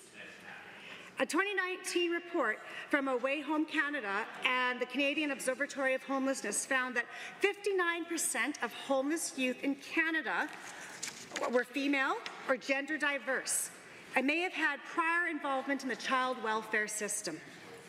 The Canadian Women's Foundation in 2021 that girls in care are 2 to 4 times likely to experience sexual exploitation than girls who are not in care. This is a staggering and heartbreaking reality, Madam Chair. When we remove the obligation to investigate deaths and serious injuries of young people who have aged out of care, we are erasing these gendered patterns. We lose the opportunity to learn why these young women fall through the cracks. Was it lack of access to social supports? Was it unsafe housing? Was it lack of access to childcare or reproductive health care? As Alberta child and youth advocate Terry Penton warned, without mandatory reporting and oversights, the death of young adults who were formerly in care may go unnoticed. Their stories will not be told, and the opportunity to learn from them will be lost. This is part of a broader pattern of this government reducing oversight and reducing accountability. And when we reduce oversight, it's always the most marginalized who are at risk.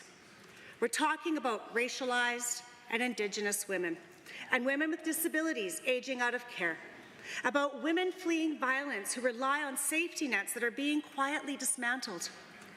Many young women aging out of care have already experienced trauma, racism, and instability in the system.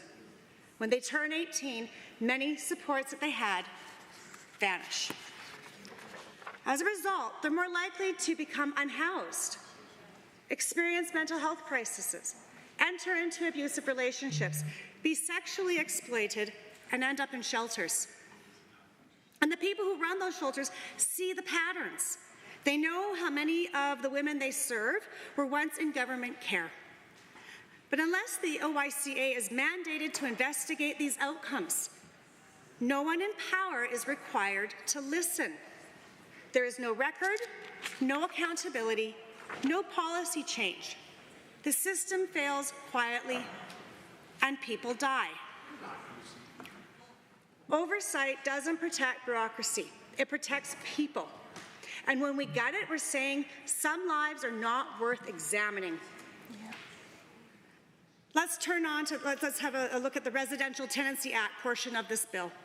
This bill proposes allowing landlords to serve eviction notices and rent increases by email.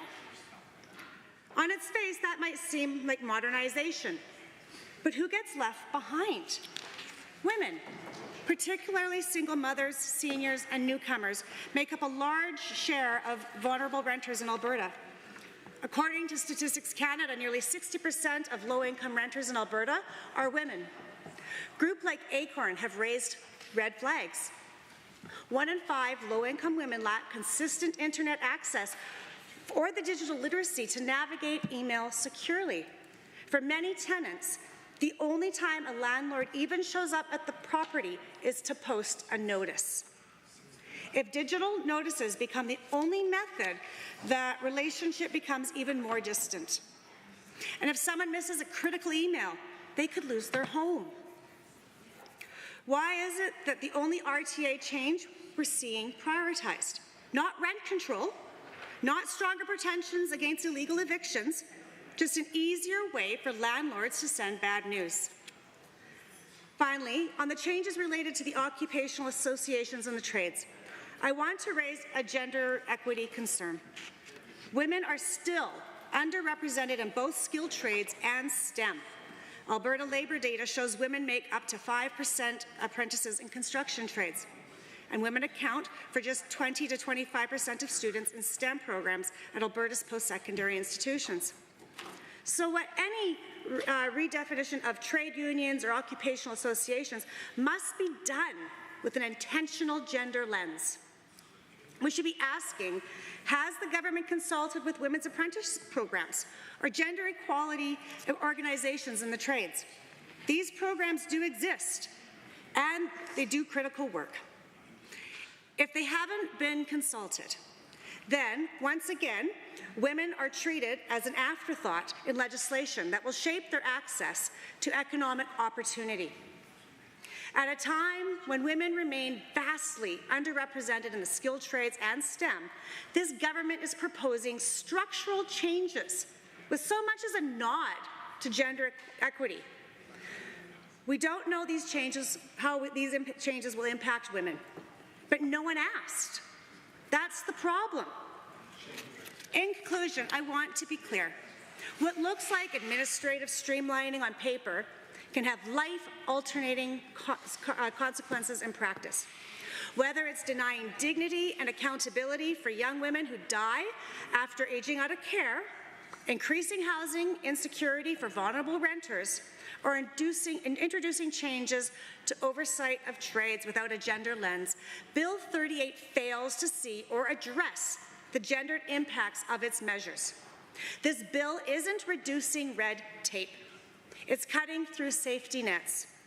And it's women, especially those already facing systematic barriers, who are most at risk at slipping through our cracks. I will not be supporting this bill. Hear, hear. The honourable member for Edmonton Riverview. Thank you, Madam Chair, and it's my pleasure to join the debate on Bill 38 that has this kind of innocuous name of the Red Tape Reduction Statutes Amendment Act of 2025. And it's an omnibus bill, which often seems to be one of the ways that the UCP likes to hide the legislation they're presenting instead of doing it in sort of a more appropriate way. And certainly on page 7 of this legislation, it indicates that sort of investigations into the death of youth involved in our child welfare system from age, it doesn't apply to children 20 or over, and investigations are at the discretion of the child and youth advocate after 18. So that's pretty significant declaration there and change in the current practice where the child and youth advocate can, up into the age of 24, investigate tragic deaths of children that are involved in the child welfare system. And I just want to take the members on a bit of a journey down memory lane. Back in April 1st, 2012, Premier Redford at the time proclaimed that the Child and Youth Advocate was an independent office of the Alberta government. It no longer reported directly to the minister. I mean, the ministers have had many names over the years, you know, but you know, child welfare is often the generic terms we use for it. And this was something that certainly my professional college advocated for years, and I was very much part of that advocacy work. And a young MLA at the time named Rachel Notley was also working with us and advocating strongly for this office to be independent. And of course, the significance of that is that if an office is independent, then when they do reporting, when they have they must report to the whole assembly. So it's not just a report to the minister who can then say, no, I don't want this part in there and I don't want this part in there. It's much more transparent and accountable. And of course, when we're talking about children's lives, that's a very good thing because they're sacred, they're important, and we need to be making sure all Alberta children are cared for. And so this was a significant win for, I think, all Albertans, and that happened back in 2012. But certainly, this piece of legislation is eroding the independence and the accountability and the transparency of the Office of the Child and Youth Advocate. And so, of course, I stand very proudly in against this legislation because it will erode the ability of the Child and Youth Advocate to care for some of the most vulnerable children in our province. And if we do not know, if we do not understand what caused, deaths, this is a serious matter of young people in our province who have been involved in the child welfare system, how can we make it better? How can we make it better? We can't. And so this is just like putting a blanket over it all. It's hiding it. And that, of course, is an erosion of democracy. And, I'll just, if we talk about, if we don't know about something, how can we change it? Without measurement, and sadly, we're looking at measuring the deaths of children involved in the child welfare system. But without measurement, it's impossible to know if progress is being made, if actions are effective, or if resources are being used efficiently. Measurement provides objective data that allows us to understand what's happening and make informed decisions. So guess what? We're putting the blinders on with this legislation.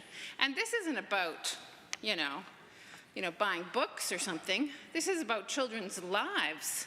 So it's very disturbing to me as a social worker of 30 years, a social worker that used to work in child welfare on the front lines as a case manager and also a supervisor, and then to work with families in the treatment aspect of child welfare for many years, to see how much the government is wanting just to hide what's happening with vulnerable children in our province. We know that this type of measurement, it gives us understanding, it helps us with resource allocation, accountability and transparency. So it's ridiculous. This is just ridiculous that we would take away our knowledge of what's happening in this area. I mean, all of us should be really, I think, very troubled and disgusted by this legislation. And to call this bill like Red Tape Reduction Statutes Amendment Act, I mean, it just hides it. It's like a misnomer. It says nothing about the lives of vulnerable children in our province. And so I just really ask the government to, give their heads a shake. This is not okay. That we're hiding the deaths of children involved in the child welfare system. And some of my colleagues who spoke earlier talked about, how we know quite a bit about child development, of course, and we know that even if you're 18, you're not magically an adult and you can't necessarily figure things out, and especially a child who may have gone through the child welfare system has probably experienced a fair bit of trauma. I know that when I was a worker in the system, I would get files like this big, and that kid was maybe 6. Maybe 6. And they had had like 20 placements. They've been shuffled from here to there to there. And that kid is probably trying to find out, does anybody love me? Am I okay? Is there any soft spots for me on the planet? And guess what? Those kids grow up and they become angry and they need further support. But instead, this government thinks, no, we don't even care enough to support them and make sure that they have resources.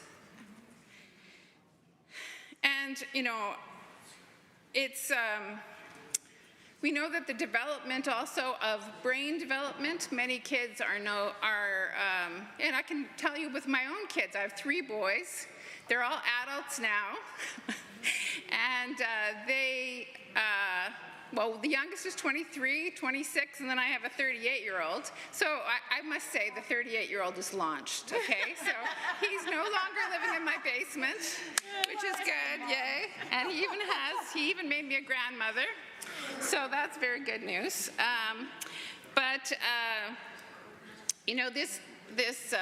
actually in the academic literature, they call it launching, that we launch our children. And that is more and more delayed. And of course, with COVID, that was delayed even more. So kids who were like getting in their late teens by the time, around the time of when COVID hit us, oftentimes their launching is even more delayed.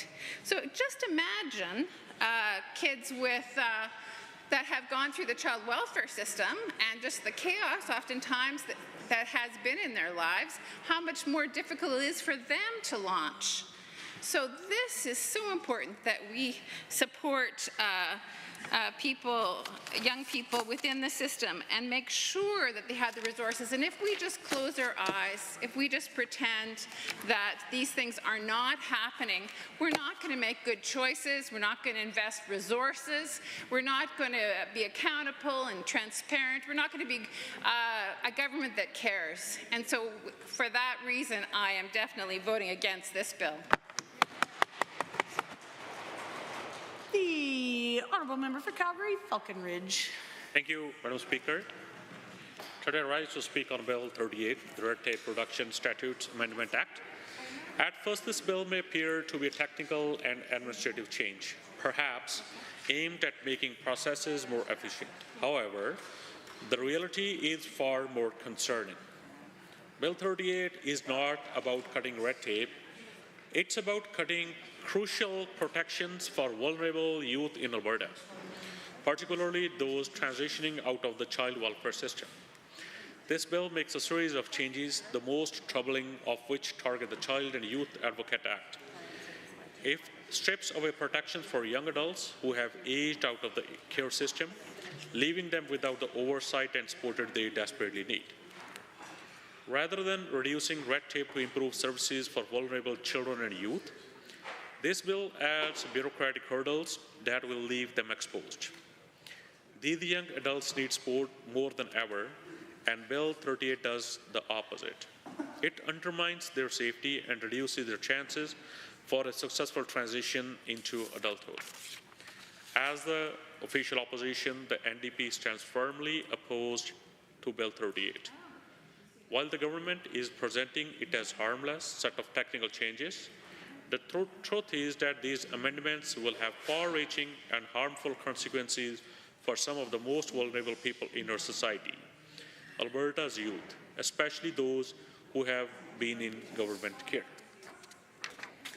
As myself and my colleagues stand in opposing to Bill 38 because it represents a fundamental failure to protect the rights and safety of vulnerable youth. Instead of improving services, this bill removes crucial oversight and diminishes the government's accountability. Let me outline the most serious reasons we are opposed to this bill. Eliminating investigations into deaths of youth aged 20+. Perhaps the most concerning aspect of this bill is the complete elimination of investigations into deaths or serious injuries of youth aged 20 and older. Young people aged 18 to 24 are still navigating their transition to adulthood, a time when they are particularly vulnerable to mental health struggles, substance abuse, and dangerous behavior. Removing oversight for this age group is essentially telling them they no longer matter, even though they still need advocacy and support. For youth who have been in care, the challenges they face are even greater.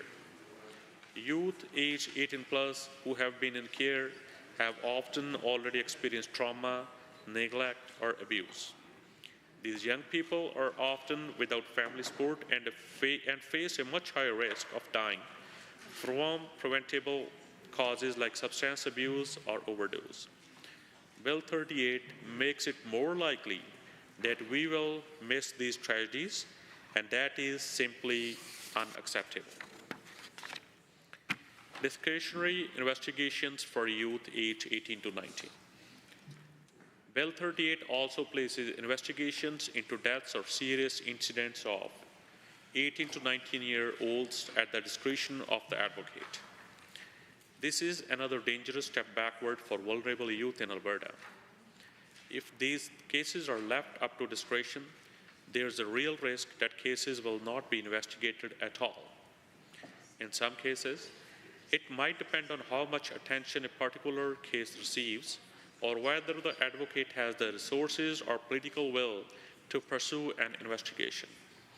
This means that many cases of serious harm or death could be ignored. These young people should not be subject to random decisions about whether or not they deserve to have their deaths or injuries investigated. We need to ensure that every life counts. Now, decreased data collection and transparency. Another troubling provision of this bill is the reduction in reporting requirements. Currently, the advocate is required to report on incidents every 6 months. Bill 30 reduces this to just once a year, and without the requirement for these reports to be made public or tabled in the legislature. This effectively shields the government from scrutiny and prevents the public from understanding the state of child welfare in Alberta. What impact will this have on Albertans? These provisions in Bill 38 will have a serious and far-reaching impact on Alberta's most vulnerable youth, those youth who have been in care and transitioning to adulthood. Let me break down some of the real-world consequences. Increased risk of harm for vulnerable youth. By eliminating the investigations and reducing oversight, this bill makes it much more likely that we will miss cases of substance abuse, suicide, mental health crises, and violent deaths among youth 18 to 24. These young people will be left to navigate a complex world without the resources they need to survive and thrive. Their mental health struggles and substance abuse problems require proactive intervention, and Bill 38 removes that safety net. Keep going. Okay. And this bill will disproportionately affect Indigenous youth. In Alberta, over 70% of children in care are Indigenous. These children and youth are already facing systematic barriers in education, healthcare, and community support. Bill 38 takes away critical protections, make it even harder for Indigenous youth to get the support they need. And NDP strongly opposes this bill because it burdens youth people when they need us most. We must stand for these young people and ensure they are not left behind. We cannot let this government sweep these issues under the rug. Thank you. Here, here. The Honourable Member for Calgary-Acadia. Thank you, Madam Chair. It's my pleasure to rise again. I would like to introduce an amendment.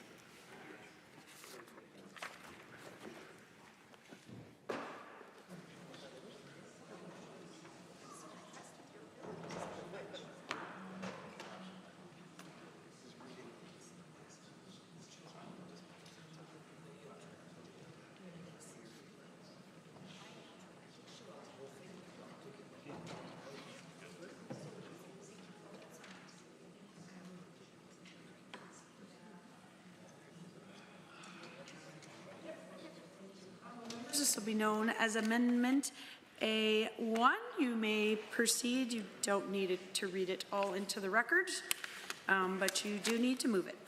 Excellent. Okay, so Member Batten to move Bill 38, Red Tape Reduction Statutes Amendment Act 2025, and the amendment everyone will receive here shortly, as it is long. So the point of this amendment is to ensure children and youth who have previously been in care and unfortunately suffered either grievous injuries or tragically have passed away, that they will continue to be investigated. It will keep the Child and Youth Advocate Act in its current state, which does not limit the investigative abilities of the advocate herself. The Minister of Children and Family Services has spoken about wanting to limit her scope to focus specifically on those 18 and under. I wholeheartedly support the Minister in wanting to increase support for these vulnerable children under 18. However, children who were previously in care will not magically stand on their own 2 feet the day that they turn 18. Many of these youth are experiencing long-term trauma that they continue to require resources, support, and care for.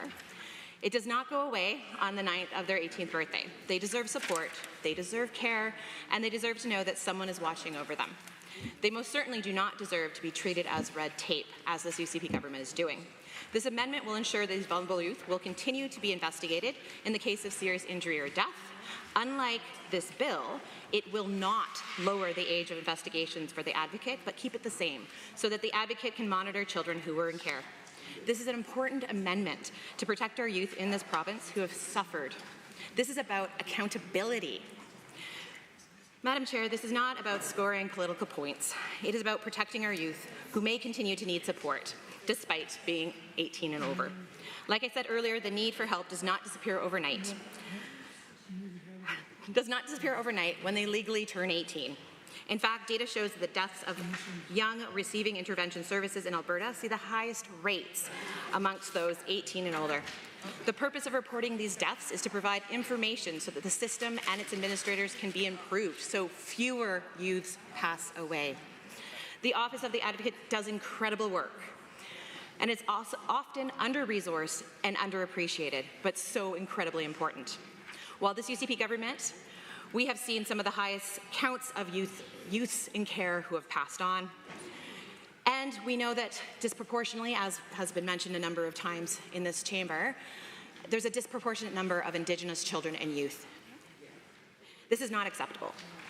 And to have the Minister of Red Tape Reduction to put forward a bill that simply ends reporting of youth's deaths, it does not actually change the deaths. It just means we lose the data. We lose the transparency, and we lose the ability to continue to serve these youths who deserve so much more.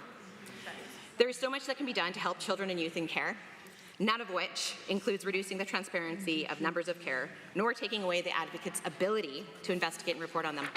I encourage all members in this Assembly to vote in support of this amendment. Hear, hear. Thank you, Madam Chair. Any members to join the debate on Amendment A1? Seeing none, I will call the question on Amendment A1. As moved by the Honourable Member for Calgary Acadia. All those in favour, please say aye. Any opposed, please say no. The amendment is defeated. Any members wishing? Division has been called. Ring the bells.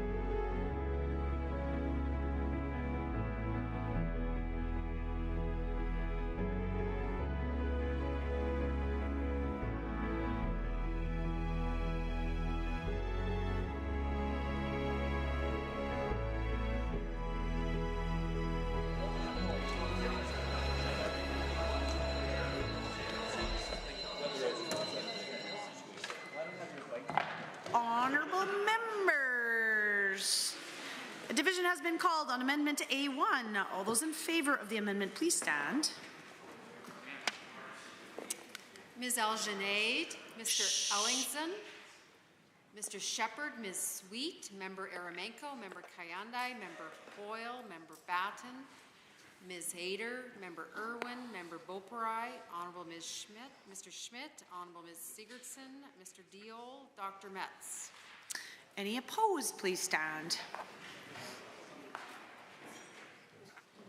Honorable Mr. Sigurdsson, Honorable Mr. Nicolaides, Honorable Ms. Schultz, Honorable Mr. Williams, Honorable Mr. Glubish, Honorable Minister LaGrange, Honorable Mr. Horner, Honorable Mr. Scow, Honorable Mr. Ellis, Honorable Mr. Amory, Honorable Mr. Newdorf, Honorable Mr. Lowen, Honorable Mr. Wilson, Honorable Mr. Jean, Honorable Mr. Dreeshen, Honorable Mr. Nixon, Mr. Wright, Mr. Rosewell, Honorable Mr. Turton, Honorable Mr. Yassine, Honorable Mr. McIver, Honorable Ms. Furr, Honorable Mr. Jones, Honorable Mrs. Sani, Mr. Getson, Honorable Mr. Nally, Honorable Mr. Long, Honorable Mr. Hunter, Mr. Yao, Mr. Stephan, Mr. Van Dyken, Mr. Sear, Mrs. Johnson, Mr. Wiebe, Mr. Boychenko, Mr. McDougall, Mrs. Petrovic, Mr. Lunty, Mr. Dick, Honorable Ms. Armstrong-Hominick, Ms. de Jong, Mr. Bouchard, Mr. Singh, Ms. Lovely.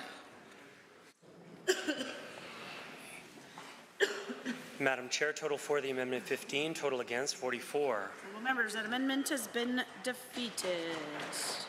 Are there any other members wishing to join the debate on Bill 38? Seeing none, I will call the question on Bill 38, the Red Tape Reduction Statutes Amendment Act 2025. On the clauses of the bill, are you agreed? Agreed. Any opposed? Carried. On title and preamble, are you agreed? Agreed. Any opposed? Carried. Shall the bill be reported? Are you agreed? Agreed. Any opposed? That is carried. A division has been called. Ring the bells. 1 minute.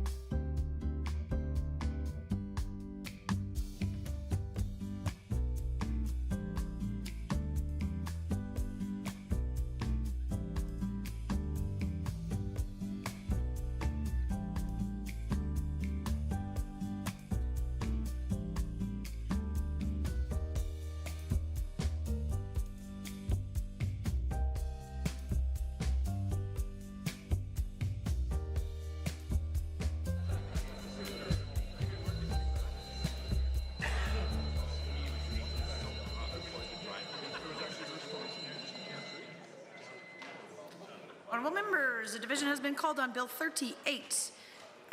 All those in on the reporting of the bill. All those in favor, please stand. I get the evil eye sometimes. Honourable Mr. Sigurdsson, Honourable Mr. Nicolaides, Honourable Ms. Schultz, Honourable Mr. Williams, Honourable Mr. Glubish, Honourable Minister LaGrange, Honourable Mr. Horner, Honourable Mr. Scow, Honourable Mr. Ellis, Honourable Mr. Amory, Honourable Mr. Newdorf, Honourable Mr. Lowen, Honourable Mr. Wilson, Honourable Mr. Jean, Honourable Mr. Dreeshen, Honourable Mr. Nixon, Mr. Wright, Mr. Rosewell, Honourable Mr. Turton, Honourable Mr. Yassine, Honourable Mr. McIver, Honourable Ms. Furr, Honourable Mr. Jones, Honourable Mrs. Sani, Mr. Getson, Honourable Mr. Nally, Honourable Mr. Long, Honourable Mr. Hunter, Mr. Yao, Mr. Stefan, Mr. Van Dyken, Mr. Sear, Mrs. Johnson, Mr. Weeb, Mr. Boychenko, Mr. McDougall, Mrs. Petrovic, Mr. Lunty, Mr. Dick, Honourable Ms. Armstrong-Hominick, Ms. de Jong, Mr. Bouchard, Mr. Singh, Ms. Lovely. Any opposed, please stand. Ms. Algenade, Mr. Ellingson, Mr. Shepherd, Ms. Sweet, Member Aramenko, Member Kayandai, Member Hoyle, Member Batten, Ms. Hayter, Member Irwin, Member Beauperai, Honourable Mr. Schmidt, Honourable Ms. Sigurdsson, Mr. Diol, Dr. Metz. Madam Chair, total for, 44, total against, 15. Members, that is carried.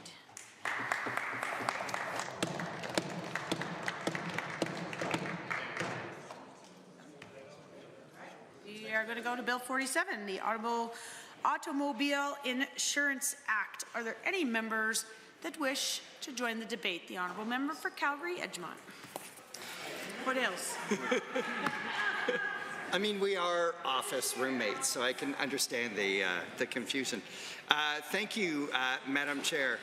I'm happy to rise and once again speak to the challenges in Bill 47, the Automobile Insurance Act. And I got to say, I was pretty excited to see all of the members from the other side of the House come back to hear my 4 minutes in bringing us home to 6 o'clock on discussing Bill 47. So Bill 47 is brought forward to allegedly reduce insurance premiums in Alberta. And I think we all agree that changes are needed to reduce premiums. According to the Insurance Bureau of Canada, Alberta had the second highest rates in the country in 2022. And in 2022, the average annual auto insurance premium in Alberta was $1,587, outpaced only by Ontario. The lowest in the country was Quebec at $939 and Prince Edward Island at $948. Our neighbours in Western Canada, all with public auto insurance systems, all pay less. In British Columbia, the average premium is $1,411. In Saskatchewan, $1,347, while in Manitoba, only $1,193. I should point out that since that time, this government has permitted insurance premiums in Alberta to increase. In fact, just earlier this year, they lifted the amount to 7.5%, increasing premiums by 7.5% this year and 7.5% again next year. And Madam Chair, this results in hundreds of dollars in more insurance premiums for Albertans. This is all before Bill 47 is going to be enacted and implemented, because it's going to take a couple of years before it's actually fully implemented. Going through the regulations, going through insurance companies, going through their work in factoring in what their premiums should be, getting those premiums approved by the insurance rate board, and then of course as people cycle through renewing their auto insurance contracts. So it's going to be a couple of years before we start to see any of this, and I regret to say that when that time comes, it's highly unlikely that Albertans are going to see a reduction in premiums. In fact, they'll probably see premiums staying largely the same while losing the right to litigate. The report that the government itself commissioned shows that if we really wanted to reduce premiums, the examples to follow are Manitoba and British Columbia with public insurance systems. Only in those, in all of the other systems that were used as comparisons that included some kind of private mix, premiums would go up. And yet this government refuses to look at the use of a public system to lower premiums. Honourable member, I hesitate to interrupt, but the committee is now recessed until 7:30 this evening.